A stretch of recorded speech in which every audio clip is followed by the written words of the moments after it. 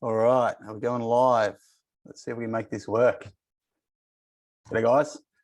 We're going to do a business mastery workshop today. So what we're going to do is cover a whole bunch of stuff fairly fast. This is pretty much what we would cover in Thriving Tradies over a year. So it's going to be fairly high level. We're going to go pretty fast, so take notes. Don't get overwhelmed with it.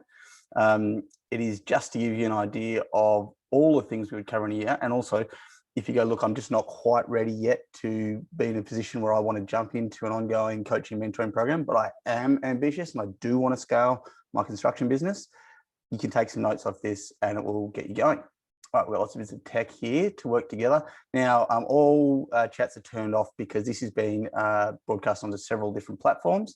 But if you've got questions, reach out to us afterwards and we will answer them as best we can.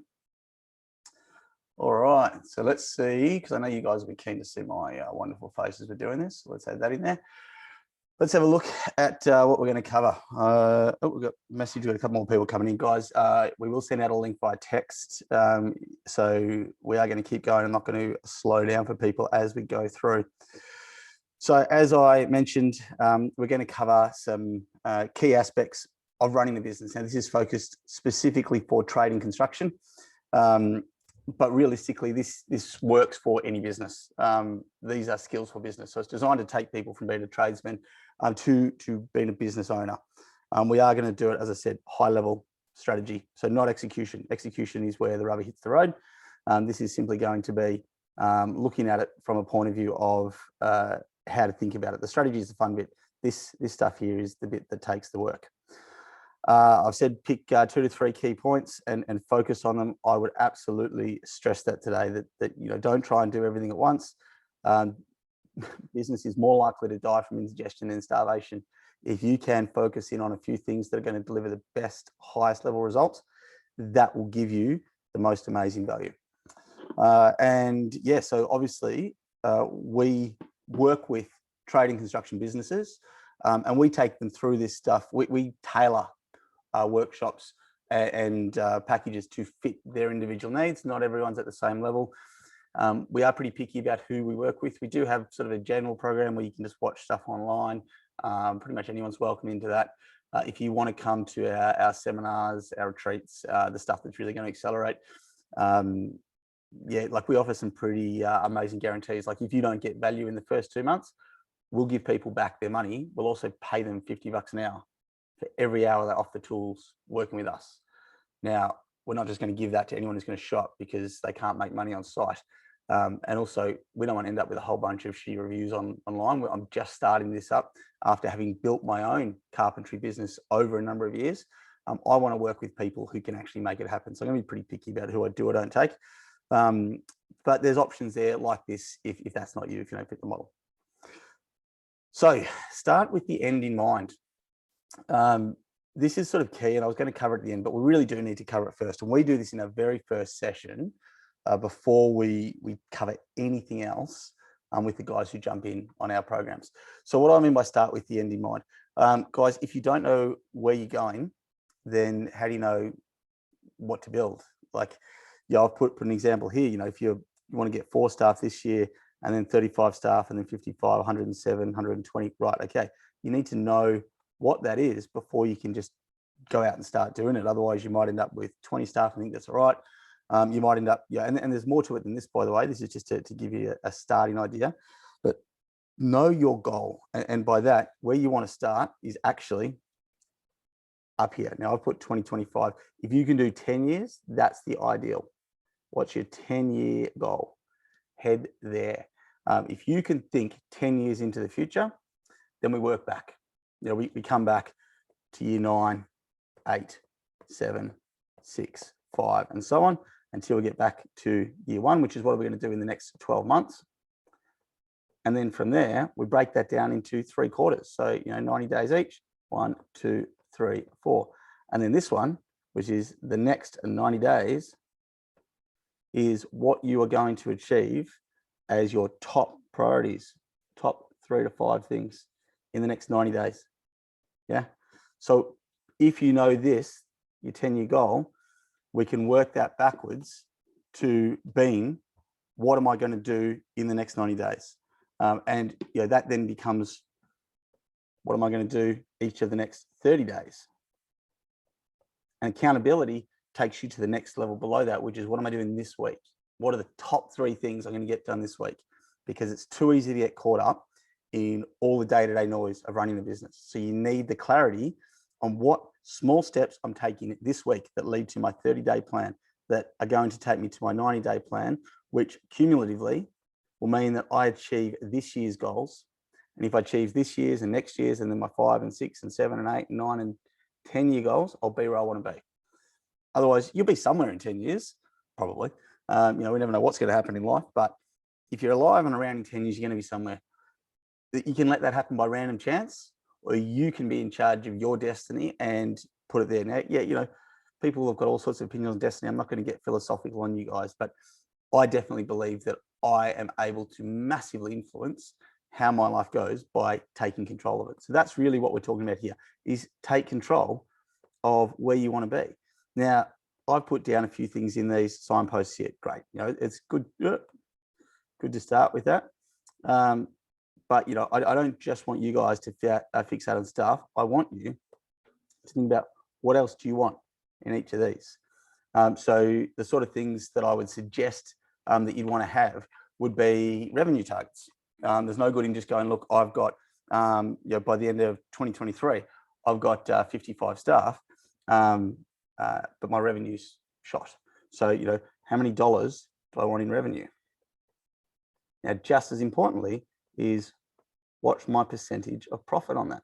Because you see plenty of companies who do this. They scale in staff. I know I'm writing on things that's making it hard to see, but there we go.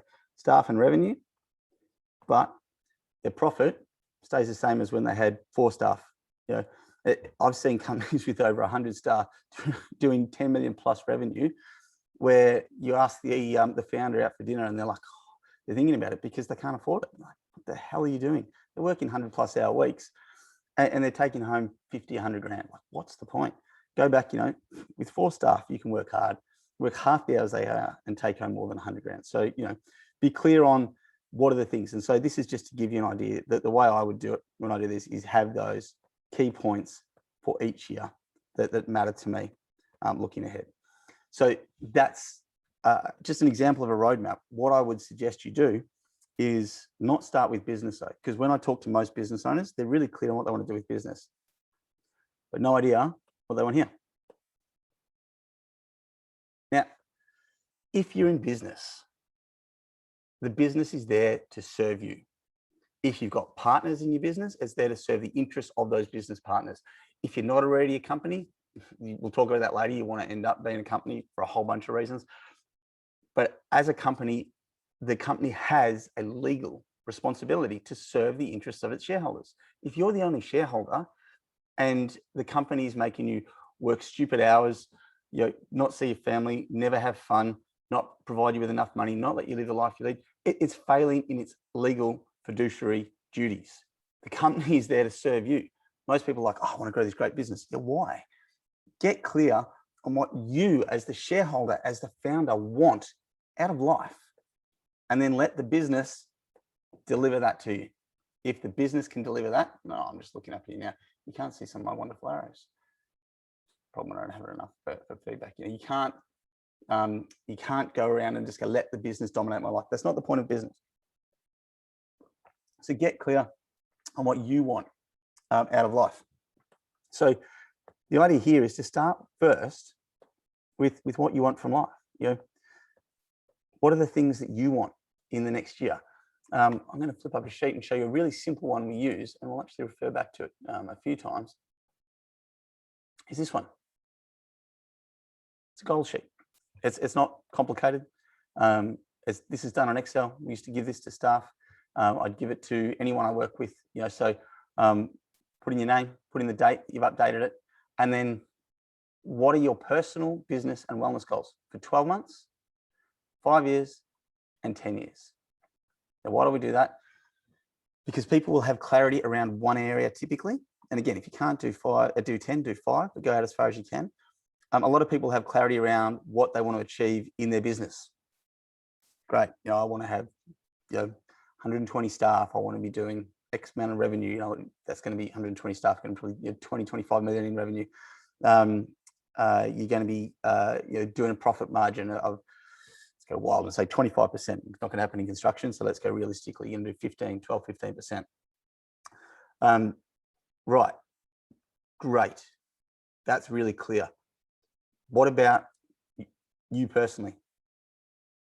Because you can easily, well, you can not easily, but you can achieve that and find that you're not getting what you want out of life. If your ideal is to be working 20 hours a week, taking 12 weeks holiday a year, and you've got the business you want, but it means you're working 100 hours a week, taking holidays never, phone's always on, even weekends, because holidays can very easily become working with a different backdrop. Oh, I'm going to Port Douglas this week. Awesome. What did you do? Sat on the balcony and worked. Oh, we went out to a reef cruise. What did you do? Talked on the phone the whole time, solved problems for my team. Fuck that. So figure out what you want, get clear on your personal goals, and then also wellness, because honestly, guys, you see too many people who are successful at the costs of these other things. You hear it all the time about successful businessmen, people in the corporate world whose kids have grown up and don't know them, or who have had a heart attack at 50. Why? Because they've been very successful in this area of career or business, but they haven't paid any attention to their personal wellness goals. And they've completely lost sight of what they want out of life, chasing business success. So I strongly suggest that you look at all three areas. Use the acronym SMART. If you don't know it, there's a little thing over here. Any of these downloads, guys, shoot us a message, send us an email. We'll happily forward any of these templates or downloads onto you. Don't care if you're part of the program or not. I want to share this knowledge and help people grow their business. So anything you see during this presentation, just let us know. So really, they're all time-based because we've got a time in there. Achievable and relevant. So if your 10-year goal is to grow a big business, but your 1-year goal is to go yachting around Australia, then are they relevant along the way? So your 1, your 5, your 10, like we showed before, should all be leading and relevant to the next ones. These are the ones that people most often miss. Make them specific and measurable. 10 years time, wellness. I want to be healthy. Not specific, and it's hard to measure. If it was in 10 years time, I still want to be able to run 5Ks in under 25 minutes. Let's not be too ambitious. Do 20 push-ups and squats. That sort of thing. Mine is, you can find something that is quite specific and measurable. Saw a great one for wellness, which was be less than, for a guy, mind you, be less than 11% body fat. First I was like, what's with that? And he's like, well, he played rugby at quite a high level, and they did body scans start, middle, end of the season. He said that when I'm under 11% body fat, everything else is in order. I have to be training at least 4 times a week. I have to eat well, and I can't drink more than 1 night a week. So if I go out and party and drink more than 1 night a week, if I eat crap food, or if I don't train at least 4 times a week, I slip above that. It's specific, it's measurable, really easy. So those are the sort of things that I'd love you to work on, that would bring you back to enabling you to, with clarity, come up with what are the things that you want from life that is going to allow you to live the life that you want. And once you've done that, again, picking the furthest out and working backwards through the correct years till you figure out what you want this year or in the next 12 months. Once you've done that, then make sure they align. Now, what do I mean by align? I mean, what you want out of life and what you want out of business over here, this stuff should be in alignment. It sounds odd, but frequently I see that this isn't the case. You'll see people who are in business. What do you want? I want to have a multinational business. Currently we've got 15 staff in Victoria. We want to go Australia wide. Within 10 years, we want to have 3 offices around Southeast Asia. We want to be the biggest in our region. Terrific. Okay. I love the ambition. I love the goal. Awesome. 10 years, you can definitely do that. It's going to take focus and determination, but absolutely, you can do that. What do you want out of life personally? I want to spend more time with my family. I want to make sure I'm around to pick my kids up from school every day. I'd like to be, taking 8-10 weeks holidays, because there's lots of school holidays going to be in school age in 10 years time still. So let's be going traveling. I'd love to make sure that I don't work more than 40 hours a week. I'd like to have date nights out with my wife all the time. Okay, that's good. That's positive. Is money there? Oh, look, enough money to get by. So, and realistically, guys, just so you know, there's different figures thrown around. If you're in business, somewhere around the 250 to 400K a year mark, above that, it really doesn't make much of a difference. Like, yeah, you can end up with private jets and helicopters. Your happiness doesn't seem to accelerate much beyond that. Like, I'm not saying that mine's accelerated massively past that. Like, I'm able to live comfortably and choose when I work, but I don't make millions of dollars a year. I make many, many hundreds of thousands a year. And I know guys who've gone from that, that 250 to 400 up to making multiple millions, and even more than $10 million clear profit a year from what they do. And in talking to them and looking at research papers, it really doesn't seem to affect their happiness. So if you go that in 10 years time, or even in 3 years time, you want to be making 300-400K a year, okay, great. That's going to enable you to do pretty much anything you would want to do. You may just have to be, flying business class rather than in a private jet. Like, oh, that's sucky. I don't even fly business now. Like, I fly premium economy. I don't see the point in paying for business. I don't drink. So with the free glass of champagne at the start, what's the point? So get clear on what you want. And if your personal goal is to spend time with your family, why is your business goal to be the biggest in the Asia Pacific region? Because biggest in the Asia Pacific region means a lot of work, a lot of stress, a lot of time on planes, a lot of time in hotel rooms. Those goals are misaligned. You could happily grow a 10, 15 person team to be a 100+ person team in Melbourne, have other people running that, be clearing 300-400K, and be home every night to eat with your family, to take your wife away for date nights every fortnight, to jump on a plane 8 times a year for week-long holidays with the kids. Make sure that your personal and business goals align. If not, take your personal goals and match your business goals to them, not the other way around. Your business is there to give you what you want out of life. Oh, I just realized I'm doing it again. I'm circling life over here for you guys. I'm giving you all this great life.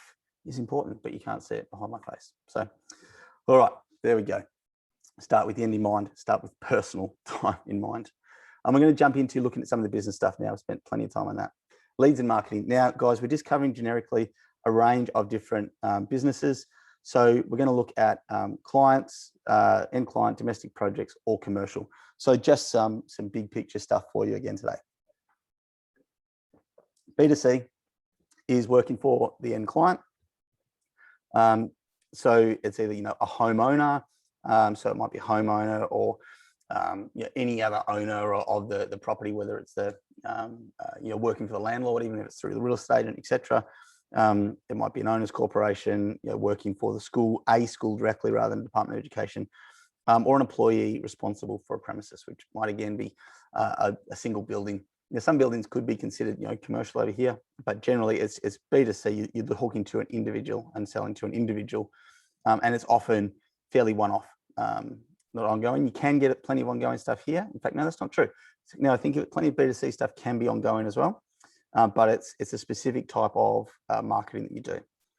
In construction, domestic projects is another. It's a really large sector, so you either be working for a volume builder. You're never going to make much money there. But it's an easier life. You don't have to quote, you don't have to worry about invoicing, you have to worry about getting paid. The purchase order, you do the work, you smash that with your crew, go home, end of story. Most of the time, if you want to grow and make money, you've got to work for these guys. I'm just going to highlight, there you go, bespoke builder. And that's not working, so I'm just going to clear that and start again. Use bespoke builder here. Are the guys who are everything other than your Metricons and Simmons. They do projects that are designed for the individual. Your architects, property developers who've got a vertically integrated business where they have a DBU or CBU. So again, you're working with someone who's going to give you ongoing residential work, or moving into the commercial sector, doing commercial builders, maintenance contacts, insurance companies. So we're going to look at a few simple ways that you would collect leads and marketing for there. Now, why do I say that? Because so many construction businesses go, I don't really need leads. I don't need to do marketing. Well, no, you don't, unless you want to grow. I spent years running, I started off working here, and then we moved over to here, And people, I'd go to business seminars and like, you need a marketing plan. I'm like, no, mate. I know who I work for. I work for registered domestic and commercial builders. I need to market to them. Someone changed the language on me once. They said, don't think of it as marketing. Think of it as recency and frequency.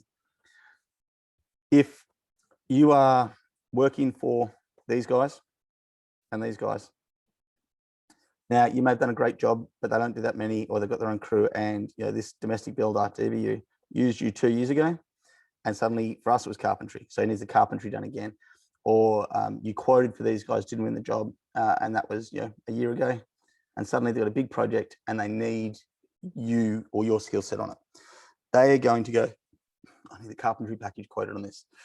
Okay, have we got any carpenters? They're going to contact someone who they spoke to recently, or they can think of recently, sent them an email, gave them a text. Now, how can you be that person who has contacted them recently? It's only one way, by having contact with them frequently. Now, it doesn't have to be pick up the phone for a chat. It can be phone, text message, email, lump email, all sorts of things.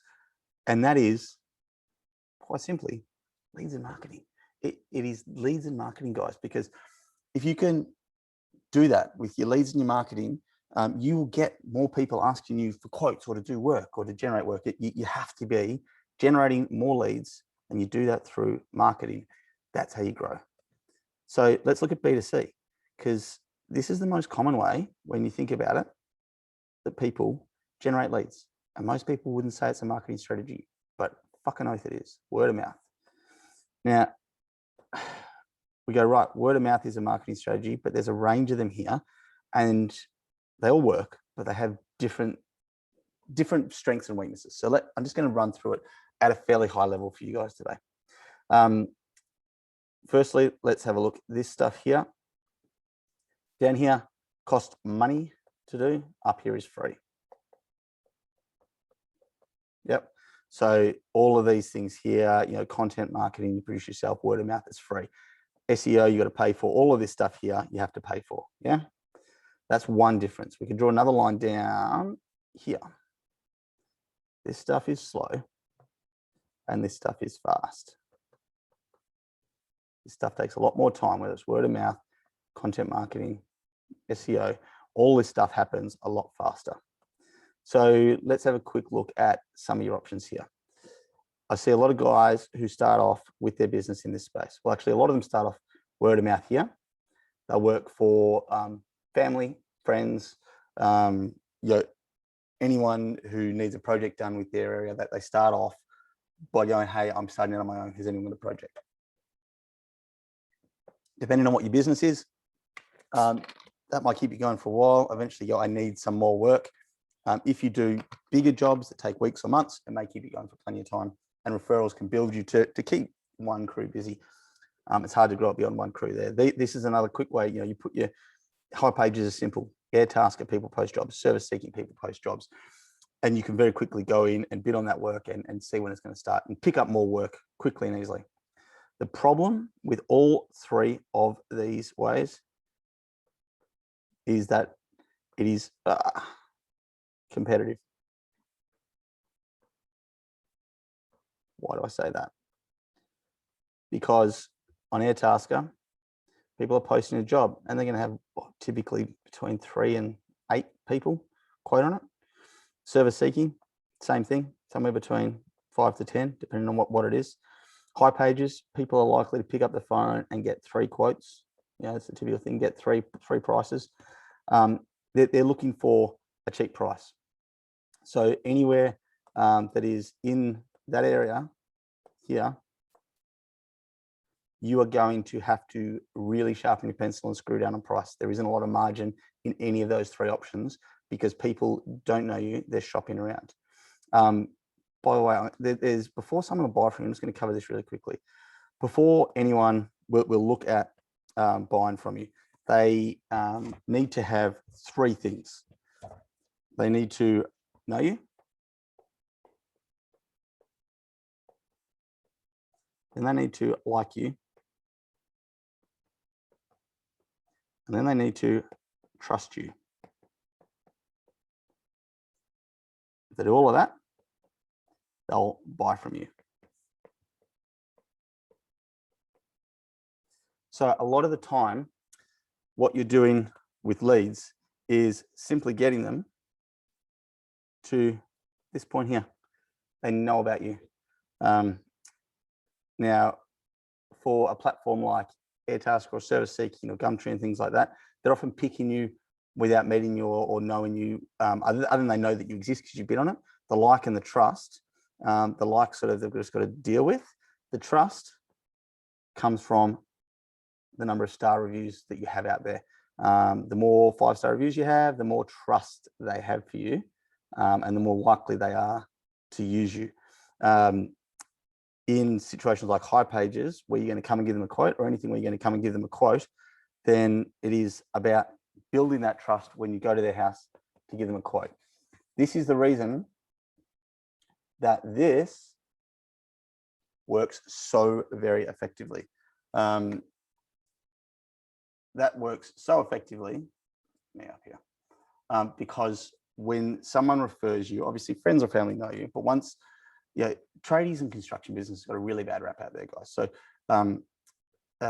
when someone says, oh, look, I need a new deck, I need my roof renovated, I need to get my bricks cleaned, I want my floor sanded and polished, whatever it may be, they're always going, oh, yeah, I'm going to have someone in my house. I need to I need them to show up. I need them not to leave a mess, not to trample my prized flowers, whatever it is, not let the dogs out. When they go looking, they can find people. This is a really hard component. They lack trust because our industry, it has got this reputation for being dodgy, ripping people off, charging too much, not showing up. And it sucks because it's not all of us, but that's what you've got hanging around your neck being in construction and as a tradie. When someone refers you, you've straight away got this. That's why referrals are quite dangerous to give out, because if I say to my mate, yep, use this person, they're great, and that person smashes their flowers or leaves the gate open and their chickens wander off, they don't blame the tradie, they blame me, because I said this guy's good, trust me.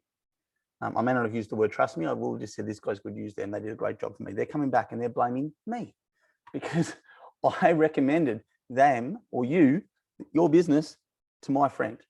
So that the trust comes from me trusting them. So referrals are really good. Anything else, you have to build these others once they know about you. So marketing gets you here. This is what your marketing does, gets you a lead. You've then got to get them to like you and trust you. So when you get these over here, it's great. You can win work at a very low competitive rate. You can do stuff over here that's going to take a fair bit of time. That takes a lot of time, and really depends on whether or not you need SEO. Content marketing, you really need to position yourself quite carefully and figure out what you're doing to become an expert if you want to go down that field. It's quite time consuming. I'm not going to go into it too much today. Advantages of other types. So when we look at Google Ads and SEO, these ones, you get warm leads. If I have put into Google floor sanding and polishing in Cranbourne, it's because I want my floors sanded and polished and I live in Cranbourne or my house is in Cranbourne. If I put in re-roofing or fix my gutters in Craigieburn, guess what? I am actively looking for someone to fix my gutters in Craigieburn. I'm ready for it now. I'm just need to find the right person and I'm going to buy. So the advantage of Google Ads or spending a lot of time and slow burn money, you spend a fair bit of money, you'll spend years up generally before you see results here. But once people go into Google, they're ready to buy whatever they've Googled for. Facebook, on the other hand, if you do Facebook ads, you're served up to them cold. They're taking a break, they're on their phone. The chances are they're sitting on the dunny, scrolling through for 5 minutes, wherever you find them. They're looking for what their friends are doing, for pictures of kittens, for whatever else. They're not fucking looking for floor sanders. So when you catch their attention, they go, oh, that's right. I've been thinking about getting those floors sanded for ages. They may not be warm or ready to buy, but that you've got to capture their attention and grab them cold. If it's new or innovative and you can do it, like I've coached a painter in the program who was just doing general house painting. We put up some amazing mural walls and feature walls, which looked phenomenal.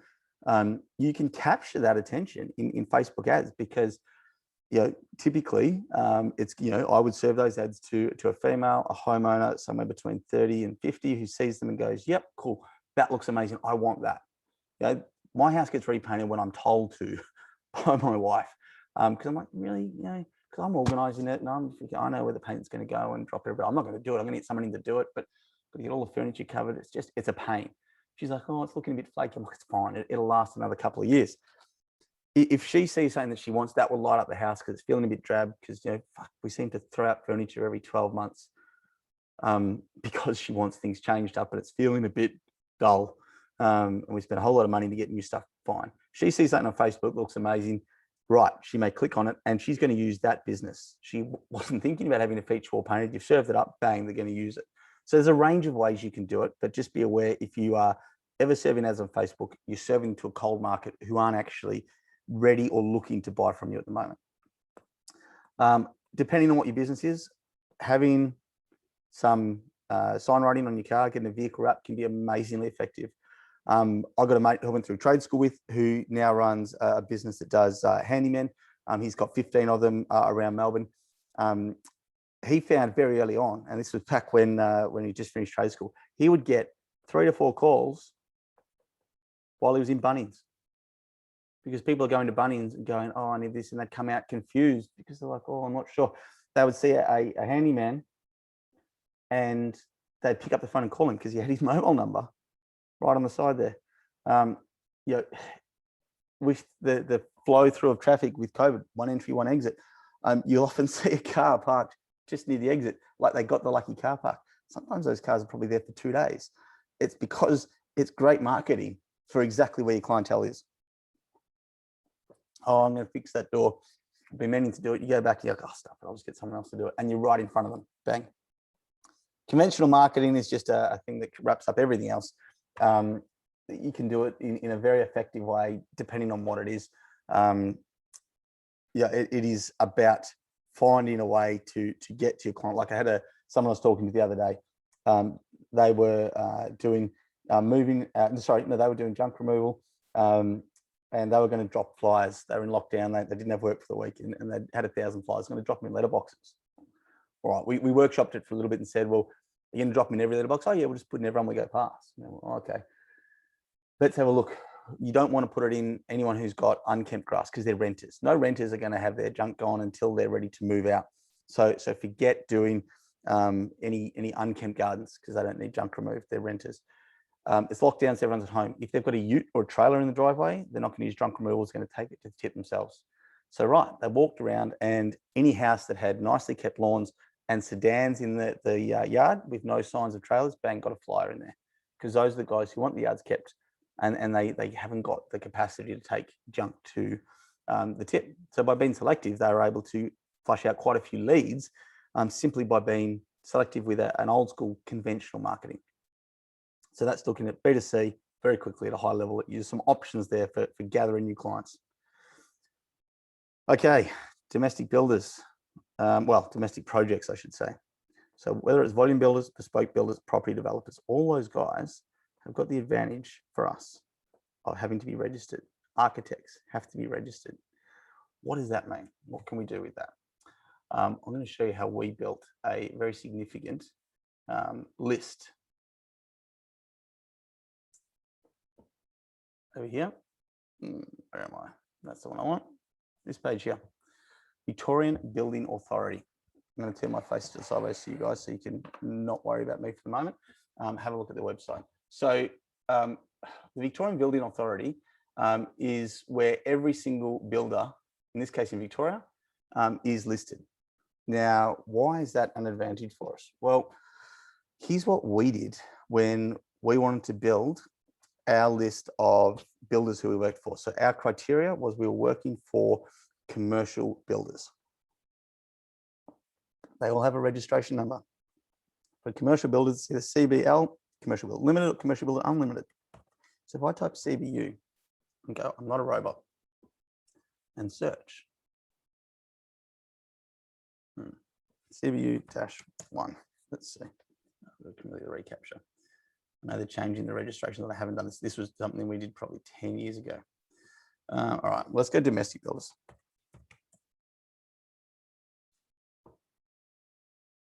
And I'll find what the commercial builder. This the other day. I checked it for you guys and it works. DB-U. DB-U1. See, there's my auto infill from the other day.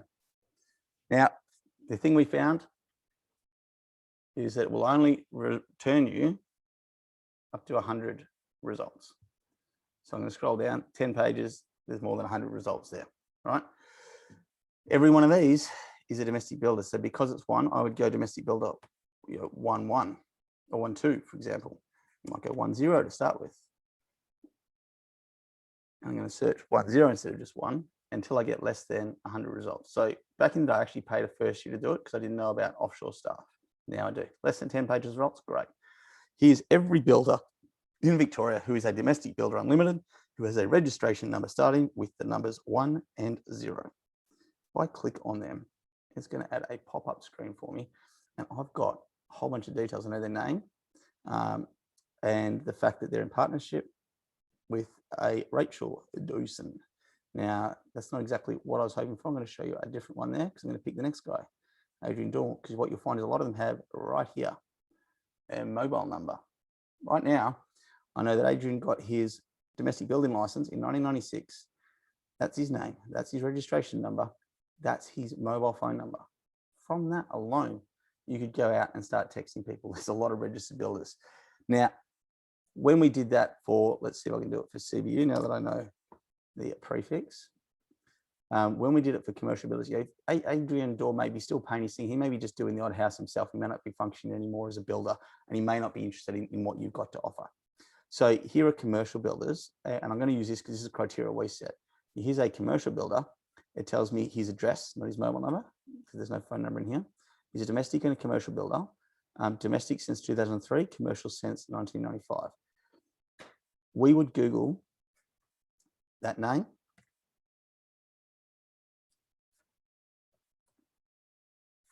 And Ascot Vale, that's the suburb. Does he have a website? A. Romanian and Sons Builders.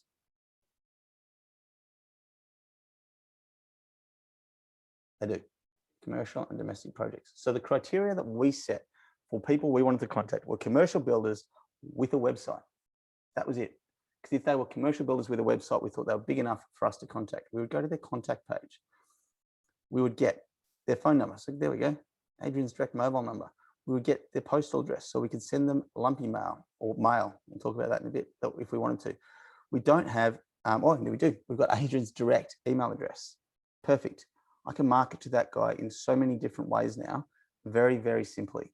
Like that is a way to build a marketing list for commercial builders by using the registration authority in your local state. I used VBA because I built my company in Victoria, and that's how we built a marketing list. We ended up with 3,500 commercial builders on our list. We had their names, their company names, their physical addresses. We had their mobile, or most of the time their mobile phone number, sometimes not, but we always had their email address, because if we didn't, at least we had the domain. If it's a bigger company, if you're looking at ProBuild, ProBuild is not going to have Adrian at. We know it's Adrian Romanian. It's going to be a.Romanian. It's going to be Adrian.R. It's going to be a.R. There's going to be one of 20 different ways. If you want, I'll send you through a permeator that we used that simply allowed us to send an email to 20 different email addresses. So what we did was put it in Excel. It took the person's name and it spat it out in 20 different email combinations. So, from a.Romanian to Adrian Romanian and etc. You put them all in the BCC column of an email and you hit send. Of those 20, 19 of them bounce. One of them doesn't. Guess what? That's the one that works. If you find that one combination for ProBuild, that works for every ProBuild person. Go into LinkedIn. Search everyone with project manager and above in their job title on LinkedIn. Put them into your database. You can now email, and that's what we did literally, was email every project manager, construction manager, director, Sometimes we went to site manager and estimators for other things. We put them in there as well. How did we know how to contact them? Because we'd found the email address for one person at ProBuild, and then we could find off LinkedIn everyone else who worked there in the roles that we wanted, and we could put their name, their title, and what their email address would be. And we can send out an email marketing campaign to every project manager, to every estimator, to every site manager at ProBuild or any other builder. And that's how we marketed. That's talking about commercial, but it's also talking about residential. You can do the same thing for residential because they have to be registered. So when you want to when you want to market, let's be nice about it, but let's call it attack the marketing to anyone here or in commercial, that's how you can build a marketing list that you can pump on MailChimp 2,000 emails in there for free. Do you need authority to email people in Australia? Yes, you do. Legally, absolutely. I've got to say that because this has been recorded and it's going to go out there. Did I always have authority? Or sold my business so I can talk about that. No, I'm not going to say me. I'm going to put myself on the business that I ran as a company, which was limited liability. So, that company is responsible for its actions and the actions of its directors and employees. As a business, we didn't always have written or implied authority from the people that we sent emails to. We would build a list of 3,500 people and email them. Did we get people unsubscribing and pissed off with us? We did, but we didn't get anyone pissed off with us because we didn't spam them. What we actually did was built what we called a construction industry update. So we built a newsletter and we would put 6 articles typically on it. And we'd find articles that were useful to the people we were marketing to. We'd put the little picture of the image and we'd put the first paragraph of that article. Halfway down, we put, do you want the carpentry on your next project quoted? Click here to get in touch with us. That was it. And the tagline was construction industry update. People did unsubscribe because we weren't going, hey, how great are we, use us. We were telling them things that were useful to them.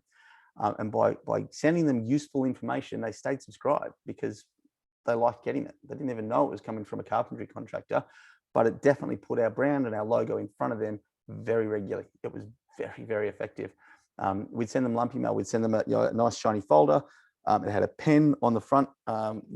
These pens cost me 86 cents. Don't know if you can see that. This is one of my co-working space pens. It's got my logo on it. It would have my website on it. They feel great. They're metal. They're heavy. They last really well. They're better than plastic crap.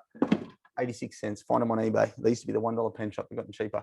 They're amazing. We'd send that on the front and then a little keyring, which was a bottle top opener. Again, it was silver. You could see our logo, but just barely, so that they would want it on their keyring. They could see it, but other people wouldn't see that they had some carpentry company on there. And then a folder of how great are we stuff. There sometimes would be fridge magnet stuff that was a big folder in cardboard. So if they got a whole bunch of mail, like, what's this? That's what got opened first. And they actually bothered to open it and read it. Don't send out stuff with a plastic window in it. People aren't going to read it. Okay. I'm going to have to keep on track to keep you guys under 2 hours because we're already behind here, well behind. All right. Commercial projects. The thing is, most of these maintenance contracts, insurance contracts, commercial projects go to tender. So you can find them. We used to use a website called Estimate One. There's a bunch of competitors out there. They put every commercial project that is being tendered and you have to tender. So it's harder to find your commercial advantage for there. I'll talk about that in a second on the next slide. Maintenance contracts, the same. If you want to get the contract to do all the maintenance in all Coles stores, that will generally be a 3-year contract that will go up for tender. Now, it's a big commitment and it's hard to compete against the guys who've done it last time because they know what their costs are. They've got the infrastructure there to do it.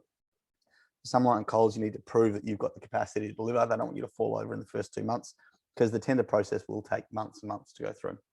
But the advantage of working in this space, in commercial, is you can get much bigger from the contracts here. We went into commercial from domestic because our hardest hire, the hardest person for us to find, was our good project manager. That leading hand project manager who can manage team, talk to clients effectively and respectfully, but also not be a pushover, read and interpret plans, do all the admin, all of that stuff. That's a rare beast. When we have domestic and you've got 3 guys on a site, you need one of those people for every site. When you're on commercial and you've got 25 guys on a site, you still only need one of those guys. So by growing to commercial, we could have 6 or 8 of them and have over 100 guys in the company. Whereas for 6 or 8 of them in residential projects, you've got a company of 25 guys. So you've got And you need to keep those guys. You've got to look after them and pay them well and all sorts of things. It's a lot harder to do that. So that's why we grew into this space, but we still needed to make sure we positioned ourselves correctly and had a competitive advantage. Because again, if I flip back here, the problem with tendering is that it is competitive. Like we talked about Airtasker and service seeking. To be in here, I keep on doing that. Sorry, guys. It's the problem with not having feedback. You're not telling me that I'm hiding key stuff with my face. The problem with tendering is it's competitive. It pushes your dollars profit down all the time. So you've got to find and pick the right projects that you can do better than other people. You've got to position yourself in such a way that the projects that you are doing return you good dollars. You don't just tender on everything. So looking here, what are we talking about? Positioning, competitive advantage. So in a nutshell, it's where do you want to be with your business? So your primary work stream or streams is what are you doing now? What makes you your money as it stands right now? And now that's 50%. That could well be 90%. Could be 100%. Comes through your primary work streams at the moment. Most people will find that they do these most of the time and occasionally do something else. So you could be doing, I don't know, recoding of tennis courts. And most of the time you're doing it for schools or for the tennis center, and occasionally some little backyard operator comes along, or occasionally you go and paint a factory where they want their floor done. It's occasional, it doesn't come along very often, but it does come along. Secondaries, you sometimes get that stuff, but this is your bread and butter. Now, the important thing here is that often what we do for bread and butter isn't where we necessarily want to be. Again, I talked about painters before. If you're just painting houses and that's your bread and butter, getting contracts to paint, okay, and you're doing it through Airtasker, service seeking, or getting calls off high pages, people are getting 3 quotes, your margins aren't great. It's not exciting work. Anyone else could do it, but it's where you're getting work at the moment. That's fine. There's nothing wrong with it. Don't give up on it. But is that what you want to be doing? Is there other work that you would rather be doing that gives you higher margins? And generally that's it. Sometimes it's just more enjoyment. Sometimes this is what I want to be doing because I like it more. You're a tiler who doesn't want to just do tile bathrooms. You want to do mosaics because you love creating something. It makes you feel far more satisfied to do a mosaic tiling piece than it does just to tile some other bathroom in white freaking tiles that everyone has. So it could be enjoyment. It could be dollars. It could be that it allows you to grow. This is where you want to be. Figure out what that is and how you position yourself to win work in these areas.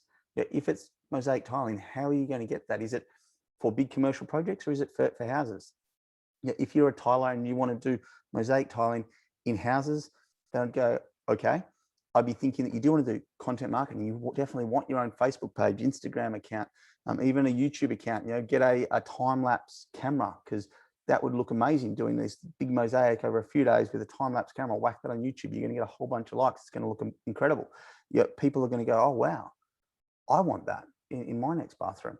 You might do something like Facebook advertising with a very small geofence. Geofencing is the area that you serve it to. It might be Toorak and South Yarra, Brighton, Camberwell, Hawthorn, small areas that you're going to do it to because you want people who've got big budgets to pay for what you're doing. If you wanted to move into something that was completely different to what you're doing, it may be going, we're going to pressure clean driveways. All right, how am I going to find those people, position myself to get to them?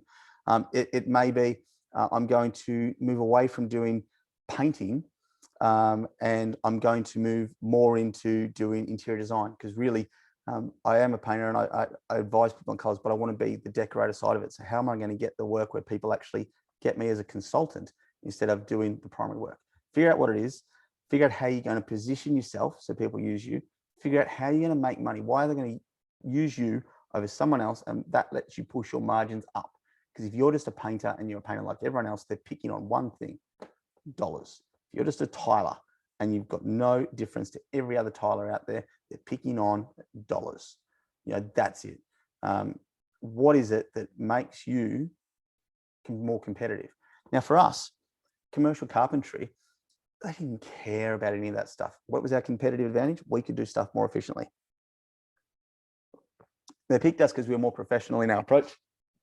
But the reason that we made good money, what we did is we positioned ourselves to do particular types of work where a lot of the time it was simply just repetitive. Like if we could do 93 apartments that were all more or less the same, they're between 1 and 4 bedroom apartments, the same architect, they're going to have different features. So people don't think that they're living in identical boxes, but really they freaking were. It's the same architect that did it. We do the first one, it goes slow. The second one, the third one, the fourth one, by the fifth one, we're doing all right. By the 93rd one, we're making phenomenal money. So we would do that as a preference to doing a school where every classroom's a different shape, different size, different colors and things, because, and I say that quite truly, we used to do a lot of schools we didn't make as good of money on because it was very bespoke. People were trying to create an inspirational learning environment. So we found our competitive advantage was being more professional with our systems, but allowing efficiencies of scale. We took bigger projects and we'd put a team on it that could get good at doing one thing. You then put a door crew on it who'd go and hang 700 doors over a few months, but they would just be doing doors all day. Someone would come and do skirting for 2 months. Now we'd move them around between projects. They wouldn't do skirting on the next project, but they would do skirting for 2 months so they get really good at it. Someone else would do the arc. Someone else would do the window sills. People would do the straightening, do the framing. Everything became efficiencies of scale. That was our competitive advantage when we were in commercial tendering of big projects that were forcing our margins down. So find a way to position yourself in the work that you want, and how are you going to make money off that? Absolutely key. And really, you need to decide this before you figure out how you're going to do your marketing. We've talked about your marketing, so you've got some ideas in there, but figure out this first before you know how you want to market yourself. Like I just gave you that example of that, Tyler. It's going to be very different if you're going to do bespoke stuff and painting or tiling as to how you market yourself than if you're just going to do run-of-the-mill, use a roller for everything. You're going to go into simply tendering for work, which is fine, but position how you want to do it so you know where to put your time and energy and dollars with your marketing. Your sales process. Okay, again, you might think, oh, I'm not a salesman. Well, then fucking get out of business. If you are in business, you are selling. No, you can't just outsource it yet. One day, it took us a long time. We had well over 100 staff before we had a salesman. We had an estimating team of 7. And we had a head estimator before we hired someone whose sole job it was. We called him head of estimating. He wasn't. He was a salesman. His job was to sell. But even then, the MD and the project manager went along. It's one of our tactics to win a big project. We never just had someone rock up to a tender interview. There were 3 people going wearing nice shirts with folders and iPads and things, looking super professional, because they had the impression that we were a big team with lots of resources. We weren't going to let them down. And that, they went, cool, these guys are going to give us the support that we need through the project. But right now you have to sell. So we talked about how to find the lead. You want to get better at the rest of this as well. Your pitch. Now I'm using business terms here. For most of us, our pitch is just our quote. It's easy. In construction, we make our business pitch by sending a quote. But as soon as you change your language and you think of it as a pitch rather than as a quote, it changes how you go about presenting it. Because you are now trying to get someone, you're pitching for the work. You are making it a compelling proposition that they will pick you, not just a bit of black and white paper with some lines and a number on it, because you want them to pick you. So figure out what your process is, because again, all this guys is about figuring out your process for business and your systems for business. Figure out how you can make your pitch more compelling. And for commercial, how do we make our pitch more commercial? For commercial work, how do we make it more compelling? Super professional. Some people would send through a sheet. I'm talking like $1.5 million, $2 million carpentry supply and install package. It'd be a sheet. Everything on the plans for carpentry, 1.75 million. Fucking hell. Ours would be like 12 pages long. The frame would break it down, every item, referencing every little detail and every little plan to make them have confidence that we had it all. We would go to meetings where we'd ask questions and they're like, what? And you'd be flipping through, oh, it's on your structural engineering plan 123. If you have a look on, that detail there, detail 5 on S123 or E123, depending on how they denominated it. I go, oh, we haven't seen that. bang, as long as we were within QE of the price, we got that project because we were so all over it that we were showing them things that they hadn't spotted. So figure out what it is. If it is for something pretty, your tiling, your painting, make it better than the next guys. Make it, that if you want design intent for them coming in to do letting you do it in Mosaic, show them that you can think and design things that look good. So design flyers or a quote that looks amazing. We even made ours more professional by, we would send them the email, and then we'd post it out to them again in one of those big A4 envelopes. On the left, when you opened it up, was a booklet. Left, it was how great are we called it, which is just all stuff as to what it uses. On the right was the quote. Again, it was pin closed with an 86-cent pen. That went in the mail to them. They remembered us. If you want to pitch guys, you can pitch them cold. Like, I've been talking to roof restorers who are looking, they're in the area, and the guys doing their quotes are quiet. Pick roofs that look like they need restoring. You can do them a quote online and post it to them without ever having met them or them made an inquiry. If you make your pitch look incredible enough, they'll sign up to you without ever having met you, because they'll go through the know, like, and trust based on the quote that you give them. The decision. This is the period where the client awards the work. So they decide they're going ahead. In that time, there is work to do as well. We call it own the indecision period. I'm going to talk about that a bit later on this in this session. But again, you want to have systems there that increase. What are we trying to do here? We're trying to drive up your conversion rate. We're trying to increase the total revenue and the total profit. But we do that by driving up your conversion rate. What's your conversion rate? It's the percentage of every quote that you sell. So you've got to fill your bucket with as many leads as you can. The less you have to pay for those leads, the more money you make. You pitch them, and then they make a decision. The higher the percentage of that you win, then the less money you have to spend on quoting and pitching. If it's 10% versus 80%, right? You spend less money to deliver the work if you can win at 80% than if you can win at 10%. Because you need to spend more dollars getting leads. You need to spend more dollars quoting it, and then only win 10% of it. You can get 8 times as much work for the same dollars in up here if you can change your conversion rate. So all of this is key to growing your business to be bigger and have less cost for scale. Quoting, pitching, just call it pitching, but realistically, we all talk about it as quoting. For whatever it is, we're in construction, we're generally going to quote our work. This is the lifeblood of your business. You want to try and make it fast, you want to do it low cost, and you want to have high conversion. The key to all of that is this right here, systemize it. Guys, I cannot stress this enough. This is the lifeblood of your business. If you want to grow it, you have to do it here. It's also, by the way, it's the thing that's going to hold you back from growing, because the more estimators or people or time you have to spend quoting, then the harder it is to scale. So that the better you can make your quoting and your estimating processes, then the more you can grow your business. For ages, my business did this.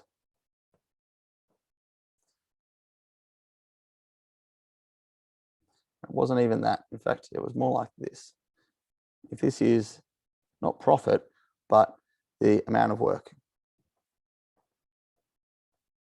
For my crew, I had 12 guys when I was still doing everything. So at 12 guys, I was doing the site management, the estimating, the book work, the admin. I didn't have any people in the office. So that was the amount of work for 12 people.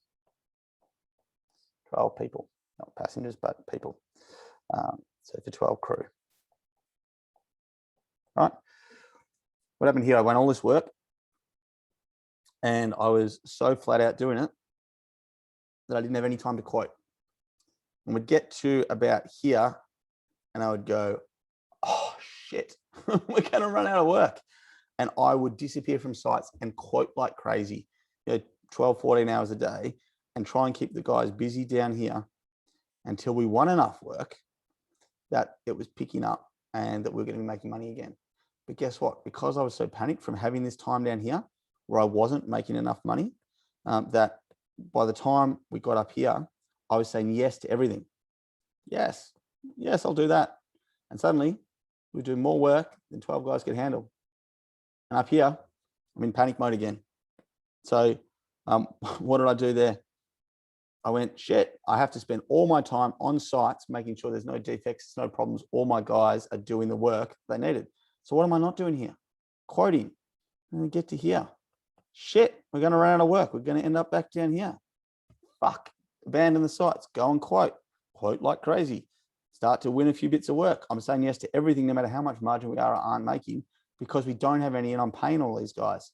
Shit, got too much work. And the cycle just repeats. It was painful. How did I change it? Basically, oops, not the one I want. I went and I hired an estimator. And my first estimator was what allowed me to change that cycle. Because I went from stuffing around down here to being able to consistently grow. Now, was it consistent all the time? No, it had dips. There were still ups and downs where we didn't have enough work, we had too much work. It's never going to be, that perfect line that everyone dreams of. You don't get that. You don't get this anywhere almost in life, certainly not in business. So it's still a bit up and down, but it was there. And the main thing that it enabled me to do was to have this consistent growth. I got that by having an estimator who came in to constantly quote. Now, I'm not saying you have to hire an estimator, but you have to sort out your quoting system, guys. If you can be consistently getting work out there, and that can just be targets. I'm going to quote $1 million worth of work a month. Have I done that much this week? Have I quoted 250K worth of work this week? I don't know, maybe for you, let's quote 10 grand of work a month. Maybe it's 10 million, whatever it is. You're going to have your win rate. Like seriously, for us, we won somewhere between 10 and 15% of our work in commercial. That's where we were. We were aiming 15. We're usually hovering somewhere between 12, 13%, sometimes as low as 10, sometimes a bit less. Okay. If we're doing, I was going to say 20, but let's round it up, 24 million a year, then we needed to do $2 million worth of work a month. Right. If we're going to win at 10%, we need to be quoting $20 million worth of work a month. Simple equation. It's not hard. We knew that we had to be pumping out $20 million worth of quotes every month to keep at that level. If we wanted to double in size, and we had a sort of 12 to 18 month lead time because we're quoting at tender stage. So when we did today, we were on site actually starting to swing a hammer 12 to 18 months later. So if we're going to do $48 million worth of work in 12 to 18 months time, we need to be doing $40 million worth of quotes every month today. Set your targets. Doesn't matter if it's you or someone else, but you need to make sure that you're consistently quoting at the level you want to be ahead of time. Don't quote for static because you're either growing or you're dying. This will be what allows you to grow. If you don't have your quoting together and your shit together here, you're going nowhere. You'll go up and down. And I did that for, I don't know, 5 or 6 months after I stepped off the tools until I'm like, oh, it's feast and famine all the time. Life sucked. You have to get this sorted out, guys. How can you do that? I'm going to cover a couple of ways really simply. If you're doing any plan takeoff, I'm just going to show you a couple of videos here for some ideas on how to get this, your quoting systemized and sorted and get other people doing it for you. This is, we were using something called OST, on screen takeoff. This is a program called Build Exact. I put a team of 3 guys on to look at all of the estimating software out there. They came back and said, this is the best for what I wanted, which had to be available on a web browser, not on a computer. This is how they do takeoffs for cladding. There's no scale rule. There's no, measure anything else. You simply put your plans in, you scale them. Now, by the way, this guy is talking to us about how you do it. I'm going to use this minus deduction tool to pull out the windows. What I would suggest you do is you find a takeoff program that works for you. You do it, and you're going to have to do this quoting anyway, yeah? While you're doing it, you do what he's doing. He's talking to you to explain how to use Build Exact. Yeah? If you're going to do quotes for people, do the quotes and use a tool called Loom, which is basically it's the YouTube for screen recording. It costs fuck all. You record your screen and it records whatever mic you want. So typically it's your computer mic, or you can put your headphones in and you talk about what you're doing as you're doing the quotes. That then captures what you're doing. It doesn't take you any extra time. You're still gonna have to quote the freaking work, but now you've got a recording of it. When you hire an estimator, you just say, watch this. This is 10 quotes that I've done. And when I was doing them, I talked out loud every step of what I was doing. Because now I don't have to sit beside you and show you if they're like, oh, I didn't get that. How did you do those windows again? Like I saw you, it was easy enough to do that. But what did you click to do the take off the windows? They just rewind the freaking video and they go, oh, what did they click? What did they click? Oh, it's something up here. You know, again, he's showing you, he's hovering over the tool. Great. All right, now I can see, I click the deduct tool, you know, bang, and I can see how I do it. People can rewatch your videos. It is so much less time consuming than you having to sit beside them and teach them yourselves. We ended up, when I said we had 7 estimators, by the way, guys, none of those were in Australia. We ended up recording videos for training for all of our quoting. And then we said, well, hang on, why do we need guys sitting in an office? You can do this from anywhere. They can do this from home. And then if they're not going to be at home rather than in the office, why do they need to be in Australia? You know, they need to be intelligent and capable and understand construction. Every one of those S7 estimators had at least a master's degree. I'm going to talk to you more about offshoring later, but you, at least if you're doing it, capture it so someone else can do it for you. All right. Now, what if you're not doing it off plans? Okay, I'm going to show you a few other things that you could do really easily. This is for roofers. Now, solar panel guys use this as well. This is how to measure a roof off Google Maps. Now, again, this is a video. This guy's sitting in his car with his laptop showing you how he does this. Now, it's a 10-minute video. I'm not going to go you all the way through it. He's using a program that puts the roof, every ridge, every valley you can get an area. If you're going to do re-roofing, if you're going to do roof restorations, if you're going to do, most solar companies do this now. They will do a takeoff off Google Maps. It doesn't need to be in your area. You know, here's another one, which is a diagram drawing tool. This one's called Xactimate. Again, you know, it's go on Google Maps. It's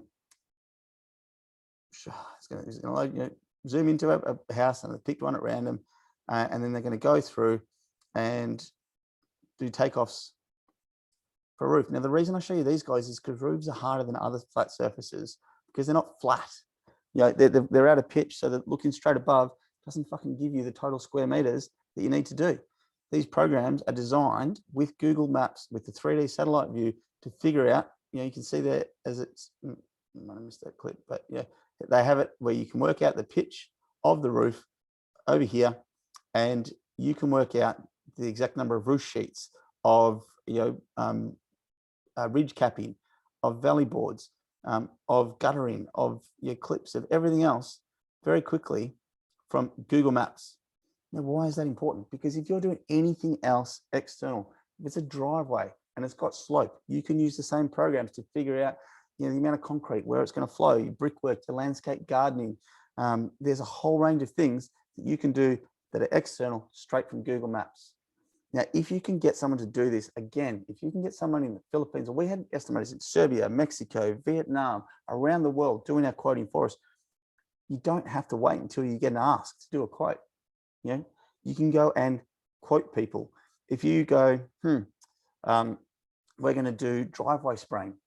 All right, well, how are you going to pick people to you know, be potential clients? Go on Google Maps, zoom in on, you know, suburbs that have got, you know, pick your target suburbs, and maybe pick areas that don't have to be TURAC. It might just be new estates where they want to stand out. Go, they've got a plain concrete driveway that's not that old.